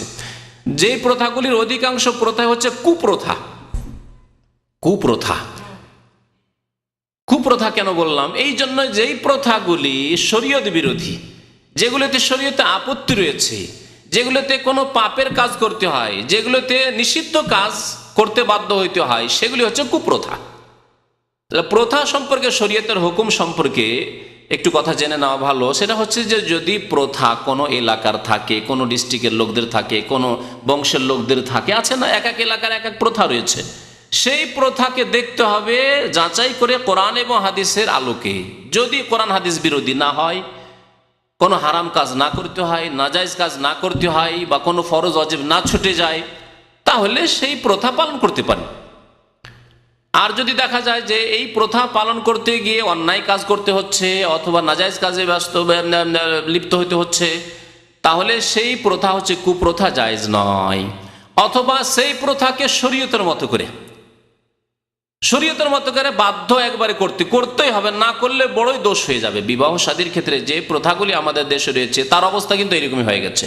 যদি ওই প্রথাগুলি পালন না করে, তাহলে গ্রামে দুর্নাম হয়ে যাবে। মেয়ে পক্ষ ছেলে পক্ষের কাছে বদনাম হয়ে যাবে, সমালোচনা করবে, সমালোচনার পাত্র হয়ে যাবে। অথবা ছেলে পক্ষ মেয়ের পক্ষের কাছে উভয় পক্ষ বদনাম হয়ে যাবে, এরা এত ছোট লোক, এত অভদ্র, তারা এই করলো না, সেই করলো না, ইত্যাদি ইত্যাদি। তাহলে এইরকম যদি হয় সেগুলিকে বলা হবে কুপ্রথা, যেগুলি জায়েজ নয়। তাহলে প্রথার ক্ষেত্রে মনে রাখতে হবে যে কোরআন সুন্নাহ বিরোধী যদি না হয় আর শরীয়তে সেগুলিকে জরুরি না মনে করা হয়, তাহলে সে প্রথাগুলি জায়েজ। আর যদি সেগুলিকে জরুরি মনে করে না, অথচ সেগুলি কোরআন হাদিসের নেই, ইসলামের শরীয়ত নয় সেগুলি, অথবা সেগুলি না করলে সমালোচনা হয়, অথবা সেগুলি করতে গিয়ে কোনো হারাম নাজায়েজ কাজ করতে বাধ্য হইতে হয়, তাহলে সেই প্রথা পালন করা জায়েজ নয়। এর উদাহরণ বহু রয়েছে, তার মধ্যে দুটি একটি বলি। একটি উদাহরণ হচ্ছে বাইনামা। বাইনামা বুঝেন? বাইনামা বুঝেন না? হ্যাঁ, বাইনামা করা, জমির বাইনামা করি, অ্যাডভান্স করলেন, গাড়ির বাইনামা, বাইনামায় কে বলা হয়? অ্যাডভান্স, যেটা ইংরেজি আজকাল বুঝতে শিখেছেন আর নিজের দেশের ভাষা ভুলে গেছেন আগের। বাইনামা করা মানে বাইনামা, উর্দু আরবি ফার্সি থেকে এসছে। হ্যাঁ, কেনা বেচা হচ্ছে, হ্যাঁ বাইনা নামা, আসলে বাইনামা। হ্যাঁ, ওটাকে ডবল ডবল করে দেন, বাইনা নামা করে দেন না। হ্যাঁ, বাই নামা, নামা মানে পত্র, হ্যাঁ, আর বাই মানে কেনা বেচা, আদান প্রদানের পত্র, চুক্তিপত্র, কোনো চুক্তি হচ্ছে। এটা জমি কিনবেন, 5,000 টাকা দিয়ে দিলেন, এটা হচ্ছে কি? বাইনামা। তো এই যে মেয়ের বিবাহ শাদীর কথাবার্তা পাকা হলে সেজন্য বাইনামা করার জন্য কিছু টাকা দিয়ে দেওয়া, দিতে হবে। বাইনামা করে কোনো কথাবার্তা পাকা করে গেল, কিছুই দিল না, কিছু উপহার দিল না। আর এই ক্ষেত্রে কি দেওয়া হয়? সাধারণত আংটি দেওয়া হয়, আংটি দেওয়া। এটি হচ্ছে প্রথা, এটি হচ্ছে কি? প্রথা। যদি না দেওয়া হয় তাহলে দোষ। বাইনামা করে গেল, কথাবার্তা পাকা করে গেল, কিছুই দিল না, এত অভদ্র এরা, তাহলে জায়েজ নাই, বিদাত, জায়েজ নাই। আচ্ছা, তারপরে আংটি আবার পরায় কে? মিয়াজি। হ্যাঁ, ওই পাত্র এখনো বিবাহ করেনি, কবুল করেনি, কি করে তাকে স্পর্শ করবে? জায়েজ, জায়েজ নয়। আসলে এমনকি আসল হচ্ছে যে মেয়েকে দেখাই জায়েজ নয়। অন্য কোনো যুবতীকে দেখা কি জায়েজ? জায়েজ নয়। কিন্তু একটি ক্ষেত্রে আল্লাহ পাক শুধু জায়েজ রেখেছেন, রাসূলুল্লাহ সাল্লাল্লাহু আলাইহি ওয়াসাল্লাম জায়েজ করেছেন, সেটি হচ্ছে যে পাত্র বিবাহ করতে চায় কোনো মেয়েকে, আমি এই মেয়েকে বিয়ে করতে চাই, সুতরাং তাকে দেখব। একটি নাজায়েজ কাজকে আল্লাহ এই ক্ষেত্রে জায়েজ করেছেন। আসল হচ্ছে যে কোনো মেয়েকে দেখা জায়েজ নাই। সেজন্য তার বোনকে যদি দিতে চায়, বিয়ে করবে একটি, ওকেই বিয়ে করবে, কিন্তু বলছে ওর বোনগুলোকে একটু দেখে নি, জায়েজ হবে? 5-7 বোন আছে, বলছে তোমরা সবাই একসাথে বসে যাও, বিয়ে করবো এই বোনকে, কিন্তু বাকি সবাইকে দেখবো, জায়েজ না? জায়েজ। আচ্ছা, এটা যদি জায়েজ না হয় তো বন্ধু বান্ধব নিয়ে পাত্র দেখতে যায়, তো পাত্র তো একাই দেখে না, আমাদের দেশে বন্ধু বান্ধব নিবে, আত্মীয় স্বজন, গোটা বংশধর সবাই গিয়ে দেখবে, জায়েজ? হারাম। এগুলি হচ্ছে প্রথা, কিন্তু কুপ্রথা, বিদাতি প্রথা। দেখবে একমাত্র কে? নবী করিম সাল্লাল্লাহু আলাইহি ওয়াসাল্লাম বলেছেন, উনজুর ইলাইহা, এক বচন, হে পাত্র প্রস্তাব যে দিচ্ছে তাকে বলছেন নবী সাল্লাল্লাহু আলাইহি ওয়াসাল্লাম, তুমি দেখে নাও, ফাইন্নাহু আহরা আইয়ুদামা বাইনাকুমা, কারণ এতে তোমাদের ভালোবাসা সম্প্রীতি বেশি হবে। কারণ দেখে শুনে তুমি বিয়ে করলে, পরে যদি লস খেয়েও যাও, চিন্তা করে আমি দেখে শুনে বিয়ে করেছি, আমার বাবার কথায় অন্ধ হয়ে তো বিয়ে করি না, আমার বড় ভাইয়ের কথায় অন্ধ হয়ে তো বিয়ে করি, আমি দেখে বিয়ে করেছি, তাহলে আর আমার যুক্তি কিসের আছে এখানে আর আপত্তি করার? তারপর আগে থেকে দেখে নিয়েছো, তাহলে তোমার ভালোবাসা আরো আগ্রহ বাড়বে তার উপর। সেই জন্য দেখে নাও, ফাইন্নাহু আহরা আইয়ুদামা বাইনাকুমা। আর একটি হাদিসে আনসারীদের বিবাহের ক্ষেত্রে নবী করিম সাল্লাল্লাহু আলাইহি ওয়াসাল্লাম বলে, একটি মেয়ে, আনসারী মেয়েকে এক সাহাবী বিয়ে করলেন, জিজ্ঞাসা করলেন যে হাল নাজারতে এলাই, তুমি দেখেছো? বলছে ইয়া রাসূলুল্লাহ, দেখিনি তো।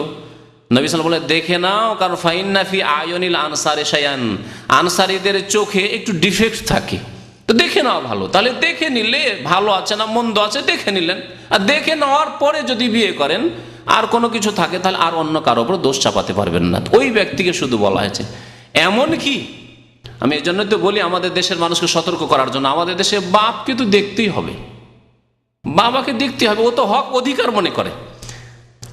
এখন কি অধিকার আছে? যতক্ষণ পর্যন্ত আপনার ছেলে কবুল করেনি, আপনার বৌমা হয়নি, আপনার অধিকার কি আছে? বৌমা হয়ে যাওয়ার পরে না হয় আপনি মাহারাম হলেন, তখন আপনার সাথে বিবাহ হারাম। কিন্তু অনেক এলাকায় এরকম ঘটনা ঘটেছে, বাবা 30-40 বছরের বাবা দেখতে গেছে ছেলের জন্য, আর যাওয়ার পরে ও ছেলের আর বিয়ে দিবে কি তারই পছন্দ হয়ে গেছে। নাজায়েজ না? দেখা নাজায়েজ, বিবাহ করা জায়েজ নাজায়েজ ওটা বলছি না। বিবাহ যে কোনো মানুষ যে কোনো মেয়েকে করতে পারে, কিন্তু কথা হচ্ছে যে যেই ব্যক্তি বিবাহ করবে সে দেখবে, অন্য কেউ দেখবে না, তার ভাইও না, বাবাও না, অন্য কেউ না। হ্যাঁ, মহিলার অসুবিধা নেই, আপনার মাকে নিয়ে যান, খালাকে নিয়ে যান, বোনকে নিয়ে যান, আত্মীয় স্বজন যত মেয়েরা আছে নিয়ে যায়, দেখা দেখুক, ভিতরে গিয়ে ভালো করে একটু দেখুক। তো এই ছিল দেখার ব্যাপারটি। তো বেশ কিছু প্রথা রয়েছে যেগুলি কুপ্রথা, বরং অধিকাংশগুলি হচ্ছে কুপ্রথা। কুপ্রথার মধ্যে একটি হচ্ছে তুবড়া খাওয়া। বুঝেন তুবড়া? হ্যাঁ, বুঝেন না? তুবড়া এই বুঝেন, দেখেন, হয়তো নাম অন্য বলতে পারেন। বিবাহ শাদীর আগে কি হয়, বিবাহ শাদীর 2-1 দিন আগে বা 4 দিন আগে থেকে গ্রামে প্রত্যেক বাড়িতে ওই পাত্রকে পাত্রীকে ডাকে, পাত্রীর গ্রামের লোকেরা পাত্রীকে ডাকে, পাত্র গ্রামের লোকেরা পাত্রকে ডাকে, আর মিষ্টি খাওয়ায়, আবার ওটা মুখে উঠিয়ে খাওয়ায়, হ্যাঁ, ক্ষীর খাওয়ায়। এটা হচ্ছে তুবড়া, এর নাম হচ্ছে তুবড়া, নাম জানেন না আপনারা। এই তুবড়া খাওয়ায়, কেউ রসগোল্লা খাওয়ায়, মিষ্টি খাওয়ায়, ক্ষীর খাওয়ায়, যাই খাওয়ায় না কেন, কিন্তু মুশকিলটা হচ্ছে যে উঠিয়ে খাওয়ায় মুখে। আবার উঠিয়ে কারা খাওয়ায়? ছেলেকে যুবতী মেয়েরা খাওয়ায়, গ্রামের চাচাতো বোন, মামাতো বোন, খালাতো বোন, ভাবি, হ্যাঁ, বুঝতে পেরেছেন, এরা খাওয়ায়। আর মেয়েকে যুবক ছেলেরা খাওয়ায়। এই হারাম কাজ আমাদের সমাজে হয়, মুসলিম সমাজে। হিন্দুদের দেখা দেখি, হিন্দুরা এরকম করে, তাই মুসলমানরাও তাদের অন্ধ অনুকরণ করে হারাম কাজে। মান তাশাব্বাহা বিকওমিন ফাহুয়া মিনহুম, যাদের সাথে সাদৃশ্যতা অবলম্বন করবে তাদের অন্তর্ভুক্ত হবে। তো মুসলিমদের মধ্যে এসব কুসংস্কার ঢুকে গেছে। তো এগুলি হচ্ছে কুসংস্কার। তবে এই প্রথা যদি এত দূর পর্যন্ত সীমিত থাকতো যে গ্রামের লোকেরা খুশিতে ছেলেকে ক্ষীর খাওয়াবে, মিষ্টি খাওয়াবে, অসুবিধা নেই, এনে দিয়ে দিল, যেমন দাওয়াত খায়, খেয়ে চলে গেল। মেয়েকে খাওয়াবে পর্দার মধ্যে, মেয়েদের মধ্যে বসে, কোনো পুরুষ নেই সেখানে, খেয়ে চলে গেল। বা তার বাড়ি খাবার পাঠিয়ে দিল, মেয়ের বাড়িতে খাবার পাঠিয়ে দিল, ডেকে খাওয়ালো, যেভাবে হোক না কেন, যদি শরীয়ত সম্মত যেমন দাওয়াত খাওয়া হয় যদি হয়, তাহলে কোনো অসুবিধা নেই। এই দাওয়াত নবী সাল্লাল্লাহু আলাইহি ওয়াসাল্লামের জামানায় হতো না, পাত্র পাত্রীকে এই তুবড়া খাওয়ানো মানে দাওয়াত খাওয়ানো ছিল না। কিন্তু যদি শুরু হয় আর সেটাকে জরুরি না মনে করা হয়, আর সেখানে পুরুষ মেয়েকে না খাওয়ায়, আর মহিলারা পুরুষকে না খাওয়ায়, তাহলে অসুবিধা নেই, জায়েজ রয়েছে। তাই বললাম যে প্রথা যদি শরীয়ত সীমিত থাকে তাহলে সে প্রথা জায়েজ, শরীয়তের মধ্যে থাকে তাহলে। আর শরীয়তের বাইরে যদি চলে যায় তাহলে কুপ্রথা, বিদআত, সেগুলি জায়েজ নাই। এইরকমই কুপ্রথা হচ্ছে আমাদের দেশে ওলিমার দাওয়াতে গিফট নেওয়া, টাকা পয়সা কালেকশন করা, আছে না নেই? টাকা পয়সা কালেকশন, গিফট কালেকশন ছাড়া ওলিমার দাওয়াত হয় না। এর নাম ওলিমা নয়, ওলিমা বলবেন না এর নাম। আমার আব্বা বলতেন এর নাম যে হোটেল বলতেন। গরিব মানুষ দেখেছি ছোটকালে, মনে পড়ছে, গ্রামে এত গরিব মানুষরা ছিল, বিবাহর ওই দাওয়াত দিয়েছে, ওলিমা, ওই যে ওলিমা বলে দাওয়াত দিয়েছে। তখনকার যুগে 5 টাকা 10 টাকা কমপক্ষে নিয়ে যেতে হবে, বাড়িতে 5 টাকাও নেই, ধার করতে আসতো। দেখতাম যে ধার করতে আসতো অন্য বাড়িতে, যে বিয়ে খেতে যাব তো 10 টাকা ধার দাও, ধার করতে আসতো। এই কুপ্রথা রয়েছে, এর নাম ওলিমা নয়। এই কুপ্রথা সরিয়ে দিতে হবে। টেবিল নিয়ে বসা আর নোট করা, লিস্ট করা, কে কত টাকা দিল, কাকে দাওয়াত দিলাম, কে কি গিফট দিল, সব নাজায়েজ কাজ, জায়েজ নয়। তবে গিফট দেওয়া, গিফট যদি দেই তাহলে গোপনীয়ভাবে দিতে হবে। কেন গোপনীয় দিতে হবে? এই জন্যই দিতে হবে যাতে করে গরিবরা বা অনেকেই যদি না দেন তারা লজ্জিত না হন। এমন ভাবে গোপনে আসবে আর গোপনে ভিতরে চলে যাবে, তার নোটও করা হবে না, লিস্টও করা হবে না, কেউ জানতে পারবে না কে কি দিল না দিল, বাড়ির লোকেরা ভিতরেই জানলো। গিফট দিতে পারেন, শরীয়তে গিফট দেওয়া রয়েছে। আর এর সবচাইতে উত্তম তরিকা হচ্ছে গিফটটাকে ওর আগেই পৌঁছে দেওয়া। ছেলেকে দেন আর মেয়েকে দেন, পাত্রকে দেন আর পাত্রীকে দেন। নবী সাল্লাল্লাহু আলাইহি ওয়াসাল্লাম বলেছেন তাহা দাও তাহাব্বু, তোমরা একে অপরকে উপহার দাও, গিফট দাও, তাতে তোমাদের ভালোবাসা বৃদ্ধি পাবে। দেন, কিন্তু এইভাবে নয় যে খোলা টেবিল নিয়ে বসে গেছেন আর সেখানে গিফট কালেকশন হচ্ছে। এমনকি সেখানে আরো বহু নাজায়েজ কাজ, মেয়েকে বসিয়ে দিয়েছে আর মেয়েকে টাকা গোনাচ্ছে, আর মেয়ের টেবিলে মেয়েকে সবাই দর্শন করছে, দেখছে আর গিফট দিচ্ছে। হয় না এগুলো? সবগুলি নাজায়েজ কাজ। কত নাজায়েজ! তাহলে এই প্রথাগুলি কত কুপ্রথায় পরিণত হয়েছে। বিদআত হারাম কাজ একটি মেয়েকে সবাই দেখছে সেই দিন, যত লোক আসছে, সমস্ত নাজায়েজ কাজ। এইরকম বহু নাজায়েজ কাজ বিবাহ শাদীর ক্ষেত্রে রয়েছে। সুতরাং এগুলো থেকে বেঁচে থাকবেন। বিবাহ শাদীর ক্ষেত্রে আরেকটি নাজায়েজ কাজ হচ্ছে বরযাত্রী। আর একটি নাজায়েজ কাজ হচ্ছে ডোলা বিবি বা ডলি বিবি। কি বলেন আপনারা? না বুঝেন না এইসব পরিভাষা? বরযাত্রীর সাথে ওই মহিলারা যারা যায়, বরযাত্রী পুরুষদেরকে বলে, আর ওর সাথে যে মহিলারা যায়, হ্যাঁ, ওদেরকে ডোলা বিবি বলে। হ্যাঁ, ওরা বিবি যাবে, ওই বিবির সাথে আসবে, ডোলা বিবি। এসবগুলি নাজায়েজ। কি জন্য নাজায়েজ? সময় আমার কাছে নেই, সেই জন্য সংক্ষেপ করতে হচ্ছে। দেখেন, কারো খাবার খাওয়া তার অনুমতি ছাড়া জায়েজ নয়। আল্লাহ বলছেন, লা তাকুলু আমওয়ালাকুম বাইনাকুম বিল বাতিল ইল্লা আন তাকুনা তিজারাতান আন তারাদিম মিনকুম। বিনা সম্মতিতে কারো খাবার খাওয়া জায়েজ নয়। ব্যাচেলর মানুষ আপনার রুমে আছেন, এক ভাই খাবার পাকিয়ে ফ্রিজে রেখেছে আর আপনি খেয়ে বসলেন, জায়েজ নয়। অনুমতি নেন, যদি অনুমতি দেয় তাহলে জায়েজ হবে। এই যে 50 জন, 100 জন, 150 জন, 200 জন পর্যন্ত বরযাত্রী যায়, অন্য কোনো দিন গেলে খাওয়াবে? সেই দিন মেয়ের বিবাহ দিতে বাধ্য, সেই জন্য তাকে বাধ্য হয়ে মেনে নিতে হচ্ছে। যেমন বাধ্য হয়ে অনেকে যৌতুক দিচ্ছে, তেমনি বাধ্য হয়ে মেনে নিতে হচ্ছে। যদি আমি এই বরযাত্রী না খাওয়াই তাহলে এরা বিবাহ করবে না, বা বিবাহটা হবে না, ভেঙে যাবে। এই ভয়ে খাওয়াচ্ছে, না হলে খাওয়াবে না। ওই লোকগুলি তার পরের দিন যদি গিয়ে ধর্ণা দিয়ে বসেও থাকে, পানিও দেবে না ওই বাড়িওয়ালা। তাহলে এই খাওয়া হারাম, খাওয়া জায়েজ নয়। এছাড়া হলুদ মাখার ক্ষেত্রে আমাদের এক ভাই বলছেন, হলুদ মাখার হারাম, ওই থোবড়া খাওয়ার মতোই। হলুদ মাখায়, মহিলারা মাখায় পুরুষকে, ওই ছেলেকে, আর ছেলেরা মাখায় দেখেছি। শুধু হলুদ মাখা নয়, রং ছিটানো আর কাদা ছিটানো, এসব মেয়েদেরকে ছেলেরা করে। একেবারে আমোদ ফুর্তি, অবাধ আমোদ ফুর্তি শুরু হয়ে যায়। এইরকম বহু হারাম কাজ হয়ে থাকে মুসলিম সমাজে। এছাড়া আজকাল শুরু হয়েছে গান বাজনা, বাদ্যযন্ত্রের ব্যবহার। এছাড়া শুরু হয়েছে হারাম কাজ, শুরু হয়েছে আপনার ভিডিও ফিল্ম করা, যে রেকর্ড করা, এতে ভিডিও ফিল্ম করা। আপনার মা, বোন, খালা, আত্মীয় স্বজন, বহু মহিলারা এসছে আর সবার রেকর্ড করে সৌদি আরবে নিয়ে এসে দেখাচ্ছে বন্ধু বান্ধবকে, দেখায় না? এসব হারাম কাজ। কারণ কখনো আপনি সীমিত রাখতে পারবেন না মহিলাদের মধ্যে, মহিলাদের এই ছবি রেকর্ড করা। সুতরাং এটি জায়েজ নয়। তবে পুরুষদের অনুষ্ঠানকে যদি আপনি রেকর্ড করেন, অসুবিধা নেই। পুরুষদের অনুষ্ঠান, যেখানে বাইরে পুরুষের অনুষ্ঠান রয়েছে, যেখানে কোনো মহিলারা নেই, তা যদি রেকর্ড করেন তাহলে করা যেতে পারে। এছাড়াও বহু বিদাতি কাজ রয়েছে। ইনশাআল্লাহ তাআলা যখন বিদাতের আলোচনা করব তখন সেগুলি ইনশাআল্লাহ তাআলা আলোচনায় আসবে। আল্লাহ যেন আমাদেরকে নেক আমলের তৌফিক দান করেন। আল্লাহ আমাদেরকে নবী করিম সাল্লাল্লাহু আলাইহি ওয়াসাল্লামের সুন্নাত মোতাবেক চলার যেন তৌফিক দান করেন। বিবাহ শাদীর ক্ষেত্রে সুন্নাত মোতাবেক আমাদেরকে যেন ছেলে মেয়েদের বিবাহ শাদী দেওয়ার তৌফিক দান করেন। আল্লাহ পাক রব্বুল আমাদের রুজিতে যেন বরকত দান করেন।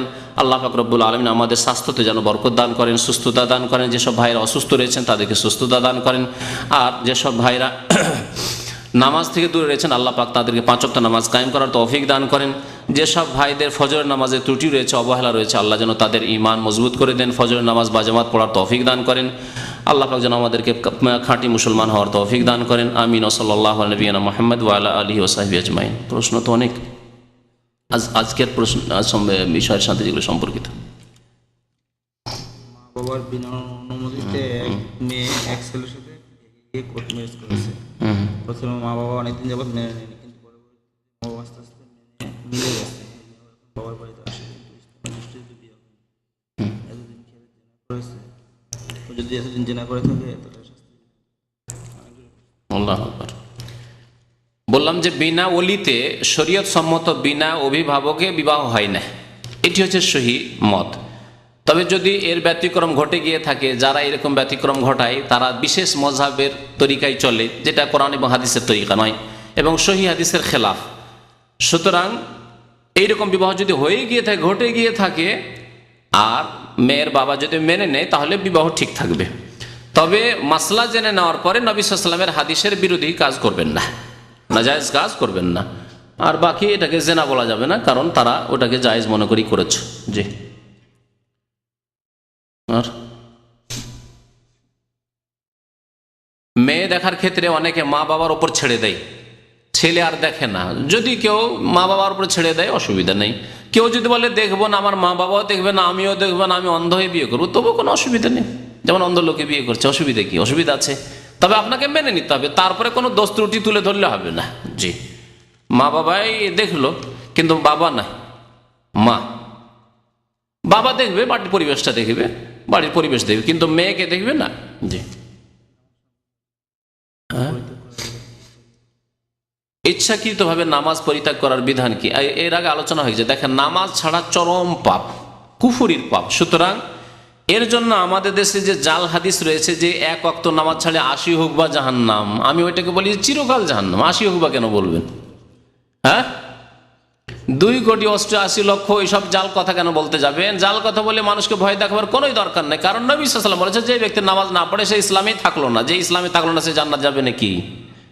আল্লাহ জান্নাত হারাম করেছেন। জান্নাত একমাত্র মুসলিম মুমিনের জন্য। আর মুসলিম মুমিন যেই ব্যক্তি 5 ওয়াক্ত নামাজি, নামাজের ক্ষেত্রে কোনো অবহেলা চলবে না। নামাজ হচ্ছে মুসলিমের প্রমাণ যে সে মুসলিম। আল্লাহ যেন আমাদেরকে তৌফিক দান করেন 5 ওয়াক্ত নামাজ কায়েম করার।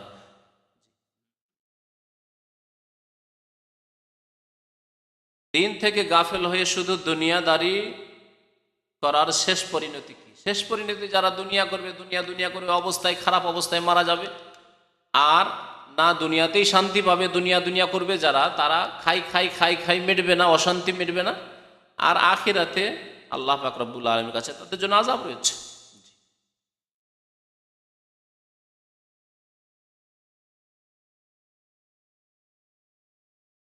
মোহরানা বাকি আছে, ওয়াদা করে দিয়েছেন। আপনি বিবাহ করার সময় যদি শুধু কোরআনের তালিম দিয়ে তার বাবা রাজি হইতো আর সে রাজি হতো তাহলে ঠিক ছিল, কিন্তু তারা তো আর রাজি হয়নি, তারা তো টাকার বিনিময়ে রাজি হয়েছে। এখন কি করে কোরআন দিয়ে আপনি টাকা মাফ করাবেন? এই তো সুবিধাবাদী কাজ। হ্যাঁ,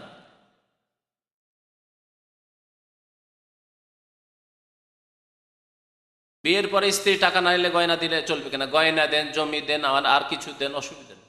ফ্ল্যাট কিনে দিয়ে দেন, যা কিছু দেন।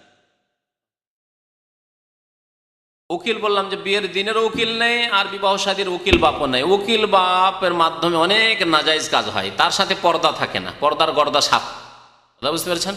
পর্দায় থাকে না, আর তার সাথে নির্জনতে কথাবার্তা বলে, গল্প সল্প করে, একই ঘরে বসে, খায় দায়, সব কিছুই চলে, যেগুলি হারাম অপর পুরুষের সাথে। সুতরাং উকিল বাপ বলে ইসলামে কিছু নেই, এই একটি বিধান। বাহির আগে এটা কি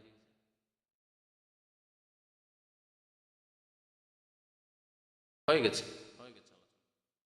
আর কি আছে? ছেলের ওলি আল্লাহ বলেননি সেই জন্য, রাসূলুল্লাহ সাল্লাল্লাহু আলাইহি ওয়াসাল্লাম বলেননি সেই জন্য ওলির প্রয়োজন নেই। আর আল্লাহ পাক রব্বুল আলামিন ভালো জানেন, যাকে সৃষ্টি করেছেন। আলা ইয়ালামু মান খালাকা, আল্লাহ বলছেন সূরা মুলকে, আলা ইয়ালামু মান খালাকা ওয়া লাতিফুল খাবির। যিনি সৃষ্টি করেছেন তিনি জানেন না যে পুরুষ কেমন আর মহিলা কেমন? পুরুষের প্রকৃতি হচ্ছে শক্ত, সিদ্ধান্ত নিতে একটু চিন্তা ভাবনা করেন নেই। একজন পুরুষ মজবুত, মনের দিক দিয়েও, অন্তরের দিক দিয়েও মজবুত, শারীরিক দিক দিয়েও মজবুত, সব দিক দিয়ে মজবুত। সুতরাং সে সিদ্ধান্ত নিয়ে বিবাহ শাদী করতে পারবে। তার বাবা মা যদিও গাইড না করে, তবুও অনেক সময় ভালো বিবাহ করতে পারে। তবে এই ক্ষেত্রেও বাবা মার পরামর্শ নেওয়া উচিত। অবশ্যই আত্মীয় স্বজন বড়রা আছে, তাদের পরামর্শ নেওয়া উচিত। কারণ একজন যুবক হয়তো অনেক সময় আবেগে গিয়ে এটা খারাপ মেয়েকে বিয়ে করে ফেলতে পারে, সম্ভাবনা রয়েছে, কিন্তু সম্ভাবনা কম। পক্ষান্তরে মেয়ের ক্ষেত্রে মেয়ের অন্তর নরম, খুবই নরম, তারপরে শারীরিক দিক থেকে নরম। একটা ছেলে শুধু তার চুল টুল দেখলো একটু, আর একটু লম্বা দেখলো, আর ছেলে হয়তো আকাট মূর্খ, তার উপরে হয়তো রাজি হয়ে গেল ওকে বিয়ে করার জন্য। ছেলে হয়তো মদখোর, কিন্তু দেখতে শুনতে খুব সুন্দর লাগলো, ওর উপরে রাজি হয়ে গেল। এরকম হতে পারে। মেয়েদের মন যেহেতু দুর্বল, চট করে সে কোনো দিকে ঝুঁকে যেতে পারে। তার জন্যই তার ক্ষেত্রে ওলির শর্ত লাগা হয়েছে, যাতে করে মেয়ে ক্ষতিগ্রস্ত না হয়ে যায়। মেয়ের স্বার্থে লাগানো হয়েছে। এমন না হয় যে ছেলেটার রূপ দেখে ভুলে গেল, কিন্তু দেখা গেল পরে বিয়ে করার পরে মেয়ে তো দেখলো যে ফেঁসে গেলাম, এ তো মদখোর, এ তো লম্পট, এ তো রাত্রি কাটায় অন্য জায়গায়। আর এরকম বহু ঘটনা ঘটছে, যার ফলে মেয়েদের ক্ষেত্রে আল্লাহ বহু হিকমতের কারণে, তার মধ্যে যা বললাম এটি সংক্ষেপে, যে ওলি লাগবে মেয়েদের ক্ষেত্রে, ছেলেদের ক্ষেত্রে নয়। মেয়ের জামাইয়ের সাথে দেখা করা অথবা মেয়ের জামাইকে ভাত বেড়ে মেয়ের জামাই কথাটি উল্টা কথা আসলে, তাই না? কে বলে? আপনি বলতেন মাঝে মাঝে মেয়ের জামাই না, মেয়ের স্বামী। জামাই তো আপনার, এই যে পরিভাষা বাংলাদেশের অধিকাংশ এলাকায় চলছে, যেটা যার বিরোধিতা করে নাই আমাদের ইঞ্জিনিয়ার ভাই, তাদের এলাকায় ওটা চলে না। মেয়ের স্বামীকে মেয়ের জামাই, তা আপনার কে? মানে মেয়ের যদি জামাই হয় তা আপনার কে বলুন তো দেখি। তাহলে মেয়ের স্বামীর সাথে দেখা করা যখন বিয়ে কবুল হয়ে যাবে তারপর দেখা করতে পারবেন, তার আগে না। যখন কবুল হয়ে যাবে অর্থাৎ স্বামী যখন হয়ে যাবে আপনার মেয়ের, তখন তার সাথে দেখা করবেন। আল্লাহ বলছে উম্মাহাতু নিসাইকুম, হারাম তোমাদের বিবিদের মা। তো বিবিদের মা অর্থাৎ শাশুড়িকে হারাম করা হয়েছে। জি, তবে ফিতনার আশঙ্কা যদি থাকে তো নির্জনতা অবলম্বন করবে না। যুবতী শাশুড়ি 30 বছর বয়স, আর ওই জামাই ও প্রায় 30 বছরের, আর হয়তো জামাই আজকাল ফাসেক জামাই, তাহলে এই ক্ষেত্রে ফিতনার আশঙ্কা আছে। আর এরকম বেশ কিছু ঘটনা আমাদের কাছে এরকম মাসলা মাসালে এসছে। সেই জন্য বলছি যে ফিতনার আশঙ্কা থাকলে বেঁচে থাকবে, তারপরে নির্জনতা থেকে বেঁচে থাকবে, একাই নির্জনে কথাবার্তা বলা থেকে বেঁচে থাকবে, রাতের অন্ধকারে ঘরে যাওয়া থেকে বেঁচে থাকবে। রাতের অন্ধকারে অনেক শাশুড়ি গিয়ে গল্প করে জামাইয়ের সাথে, না এগুলি ফিতনার কারণ হতে পারে। জি, তো লোকজনের সামনে গল্প করবে, বা মেয়ে আছে মেয়েকে নিয়ে বসে আছেন জামাইয়ের সাথে, কোনো অসুবিধা নেই। একটি কথা মনে পড়ে গেল, আমাদের দেশে আরেকটি কুসংস্কার আছে, তা হচ্ছে যে মেয়ে যখন বিবাহ হয়ে আসে তখন তাকে প্রথম বেশ কিছুদিন, কয়েক মাস বলা হয় যে তুমি প্রত্যেক রাত্রে যখন সবাই শুয়ে যাবে তখন গিয়ে বলে তোমার শ্বশুরের পায়ে তেল দিয়ে আসো। এটা আছে কি আপনাদের এলাকায়? আচ্ছা, অনেকে বলেন আছে। দক্ষিণবঙ্গের এক ভাই মদিনা ইউনিভার্সিটিতে পড়াশোনা করতেন আমার সাথে, বন্ধুর নাম বলবেন না হলে অনেকে চিনে ফেলবেন, কারণ সৌদি আরবের কোন এক দায়ী হয়ে আছেন। সুবহানাল্লাহ। তাদের এলাকায় কুসংস্কার, আমাদের এলাকায় কুসংস্কার ছিল না, সুতরাং এই মুসিবতে আমরা পড়িনি। কিন্তু এই মুসিবত ওই ভাই পড়েছিলেন, মদিনা ইউনিভার্সিটিতে এসে বললেন যে ভাই আমাদের গ্রামে তো এই কুসংস্কার আছে, আর আমার বউ যখন নতুন বিয়ে হয়ে এসছে বলছে যাও, আমার মা বলছে যে যাও তোমার শ্বশুরের পায়ে তেল লাগিয়ে আসো, তেল ধরিয়ে দিচ্ছে, বলছে যাও তেল লাগিয়ে আসো, অন্ধকারে লাইট টাইট বন্ধ করে। আস্তাগফিরুল্লাহ ওয়া আতুবু ইলাইহি। যদিও 60 বছরের বুড়া হয়, তো 60 বছরের বুড়া কি যৌন চাহিদা নেই? আর একটা 18 বছরের মেয়ে যখন তার শরীরে গায়ে রানে যখন তেল লাগাবে তখন কি না অবস্থা হতে পারে। এই কুসংস্কার মুসলিম সমাজে, এমন সমাজে, এবং একজন আলেমকে বাধ্য করা হচ্ছে, তার মা অসন্তুষ্ট যে কেন তোমার বউকে যেতে দিলেন না। এ শক্ত হয়ে গেল ভূমিকা। স্ত্রীকে আগে নিষেধ করে দিয়েছে, আমাদের দেশে কুসংস্কার আছে, খবরদার তুমি যাবে না। অসন্তুষ্ট মা, অসন্তুষ্ট বাবা, অসন্তুষ্ট যে কেন পায়ে তেল লাগাইতে আসলো না। এ হলো মুসলিম সমাজ। वज़ा में हो तुम नसारा तो तमद्दुन में हनूद, ये मुसलमान है जिन्हें देख के शर्मा यहूद। আল্লামা ইকবাল রহমতুল্লাহ আলাইহি বলেছেন যে তোমরা চাল চলনে খ্রিস্টান আর সভ্যতায় তোমরা হচ্ছে হিন্দু, আর এমন মুসলমান তোমাদেরকে ইহুদি দেখলেও লজ্জা পায় যে কি মুসলমান, কোরআন হাদিসে একদিকে আর মুসলমান জাতি একদিকে, তাদের বিবাহ শাদী আর একদিকে, কদম বসি এক বিদাত। জি, এক বিদাত। পায়ে চুমন দেওয়া, হিন্দুরা বলে পায়ের ধুলি নেওয়া, আর মুসলমানরা এটাকে ফার্সি বানিয়ে দিল কদম বসি, কাজ একই, কাজ একই। জি, হিন্দুরা বলে পণ প্রথা আর মুসলমানরা বলে যৌতুক, একই জিনিস। কি আছে? বিয়ের সময় 60-70 হাজার টাকার জিনিস দিয়েছে, কিন্তু মৌলানা 55 হাজার টাকা। হ্যাঁ হ্যাঁ, 60-70 হাজার টাকা যে জিনিস দিয়েছেন, তখন যদি বলে দিয়ে থাকেন যে এই গয়নায় মোহরানা স্বরূপ দিলাম তাহলে ঠিক আছে, আর যদি না বলে থাকেন তাহলে সেটা উপহার, গিফট, সেটা মোহর নয়। জি, আগে বলে দেন। যদি আপনি মোহর এগিয়ে দিতে চান এই গয়নার মাধ্যমে, তাহলে বলে দেন যে গয়না যে দিলাম মোহরে দিলাম, আর তারা যদি মেনে নেয় সেটা, তাহলে ঠিক আছে, আগে চুক্তি করে নেবেন। দাওয়াত দিয়েছে কিন্তু টাকা না যায় না, গুনাহ হবে কিনা?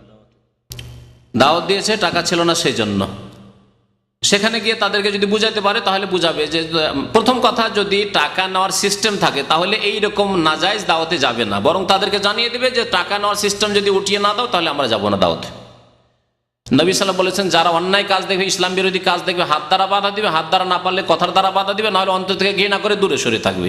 তা আপনি কমপক্ষে হাত দ্বারা যদি নিজের পরিবারের হয় তাহলে বাধা দেবেন, টেবিলকে উঠিয়ে ফেলে দেবেন, টাকা পয়সার যেখানে বসাইতে যাচ্ছে মেয়েদেরকে সবকে ধাক্কা দিয়ে ভিতরে ঢুকিয়ে দিবেন, এসব বন্ধ করতে যদি না পারেন আপনি, তাহলে কথার দ্বারা বন্ধ করে বলবেন যে তোমাদের বিয়েতে যাব না দাওয়াতে, কারণ তোমরা হারাম কাজ করবে, তোমরা এই গিফট নেবে মেয়েকে বসিয়ে, তারপরে গিফট নোট করবে, টাকা নোট করবে কে কতটা দিল। এটা ফরজ কাজ, নবী সাল্লাল্লাহু আলাইহি ওয়াসাল্লাম বলেছেন, মুসলিম শরীফের হাদিস। অন্যায় কাজে বাধা দিতে হবে। জি, মেয়ে কোলে করে বহু নাজায়েজ কাজ রয়েছে। জি জি, বহু নাজায়েজ কাজ রয়েছে। জি হ্যাঁ অবশ্যই, তবে কেন গেলেন না, শত্রুতা সৃষ্টি হতে পারে, তো সেজন্য জানিয়ে দেবেন তার কারণটা, যে তোমরা যেহেতু বিদাতি কাজ করবে সেই জন্য, তোমরা যদি তওবা করে ইসলাম মোতাবেক বিয়ে হয় তাহলে ঠিক আছে, তোমরা ইসলাম জানো না, আমি ইসলাম জানি, আমি গাইড করব, তোমরা সেই মোতাবেক বিবাহ শাদী সারবে, তাহলে থাকবো। আমরা তাই করি, আমি ব্যক্তিগত তাই করি। বিবাহ শাদী এমন জায়গায় যাব যেখানে ইসলাম মোতাবেক, আমার নেতৃত্বে যদি আমার কথা মোতাবেক কাজ হয় তো ঠিক আছে, আর আমার কথার বাইরে কাজ হবে তাহলে যাব না, কোনো সম্পর্ক নেই তাদের সাথে। তারপরের দিন সম্পর্ক ঠিক আছে, কিন্তু নাজায়েজ কাজে কোনো সম্পর্ক নেই। জি কি হজে গিয়ে কুরবানি দেননি, হজে টাকা ছিল না, তাহলে 10টি রোজা রেখে নেবেন। 3টি রোজা মক্কায় রাখতে হইতো, সেটা হয়তো করতে পারেননি, এখন এখানেই 10টি রোজা রেখে নেবেন, ইনশাআল্লাহ তাআলা কবুল হয়ে যাবে। জি এক ভাই দোয়া করতে বলেছেন, তাদের এসএসসি পরীক্ষা আছে, আল্লাহ পাক রব্বুল আলামিন যেন কবুল করেন, আল্লাহ যেন আমাদের সবাইকে কামিয়াব করেন, আল্লাহ যেন আমাদের গুনাহ খাতা মাফ করেন। রব্বানা যালামনা আনফুসানা ওয়া ইল্লাম তাগফির লানা ওয়া তারহামনা লানাকুনান্না মিনাল খাসিরিন। ওয়া সাল্লাল্লাহু আলা নবিয়িনা মুহাম্মদ ওয়া আলা আলিহি ওয়া সাহবিহি আজমাইন।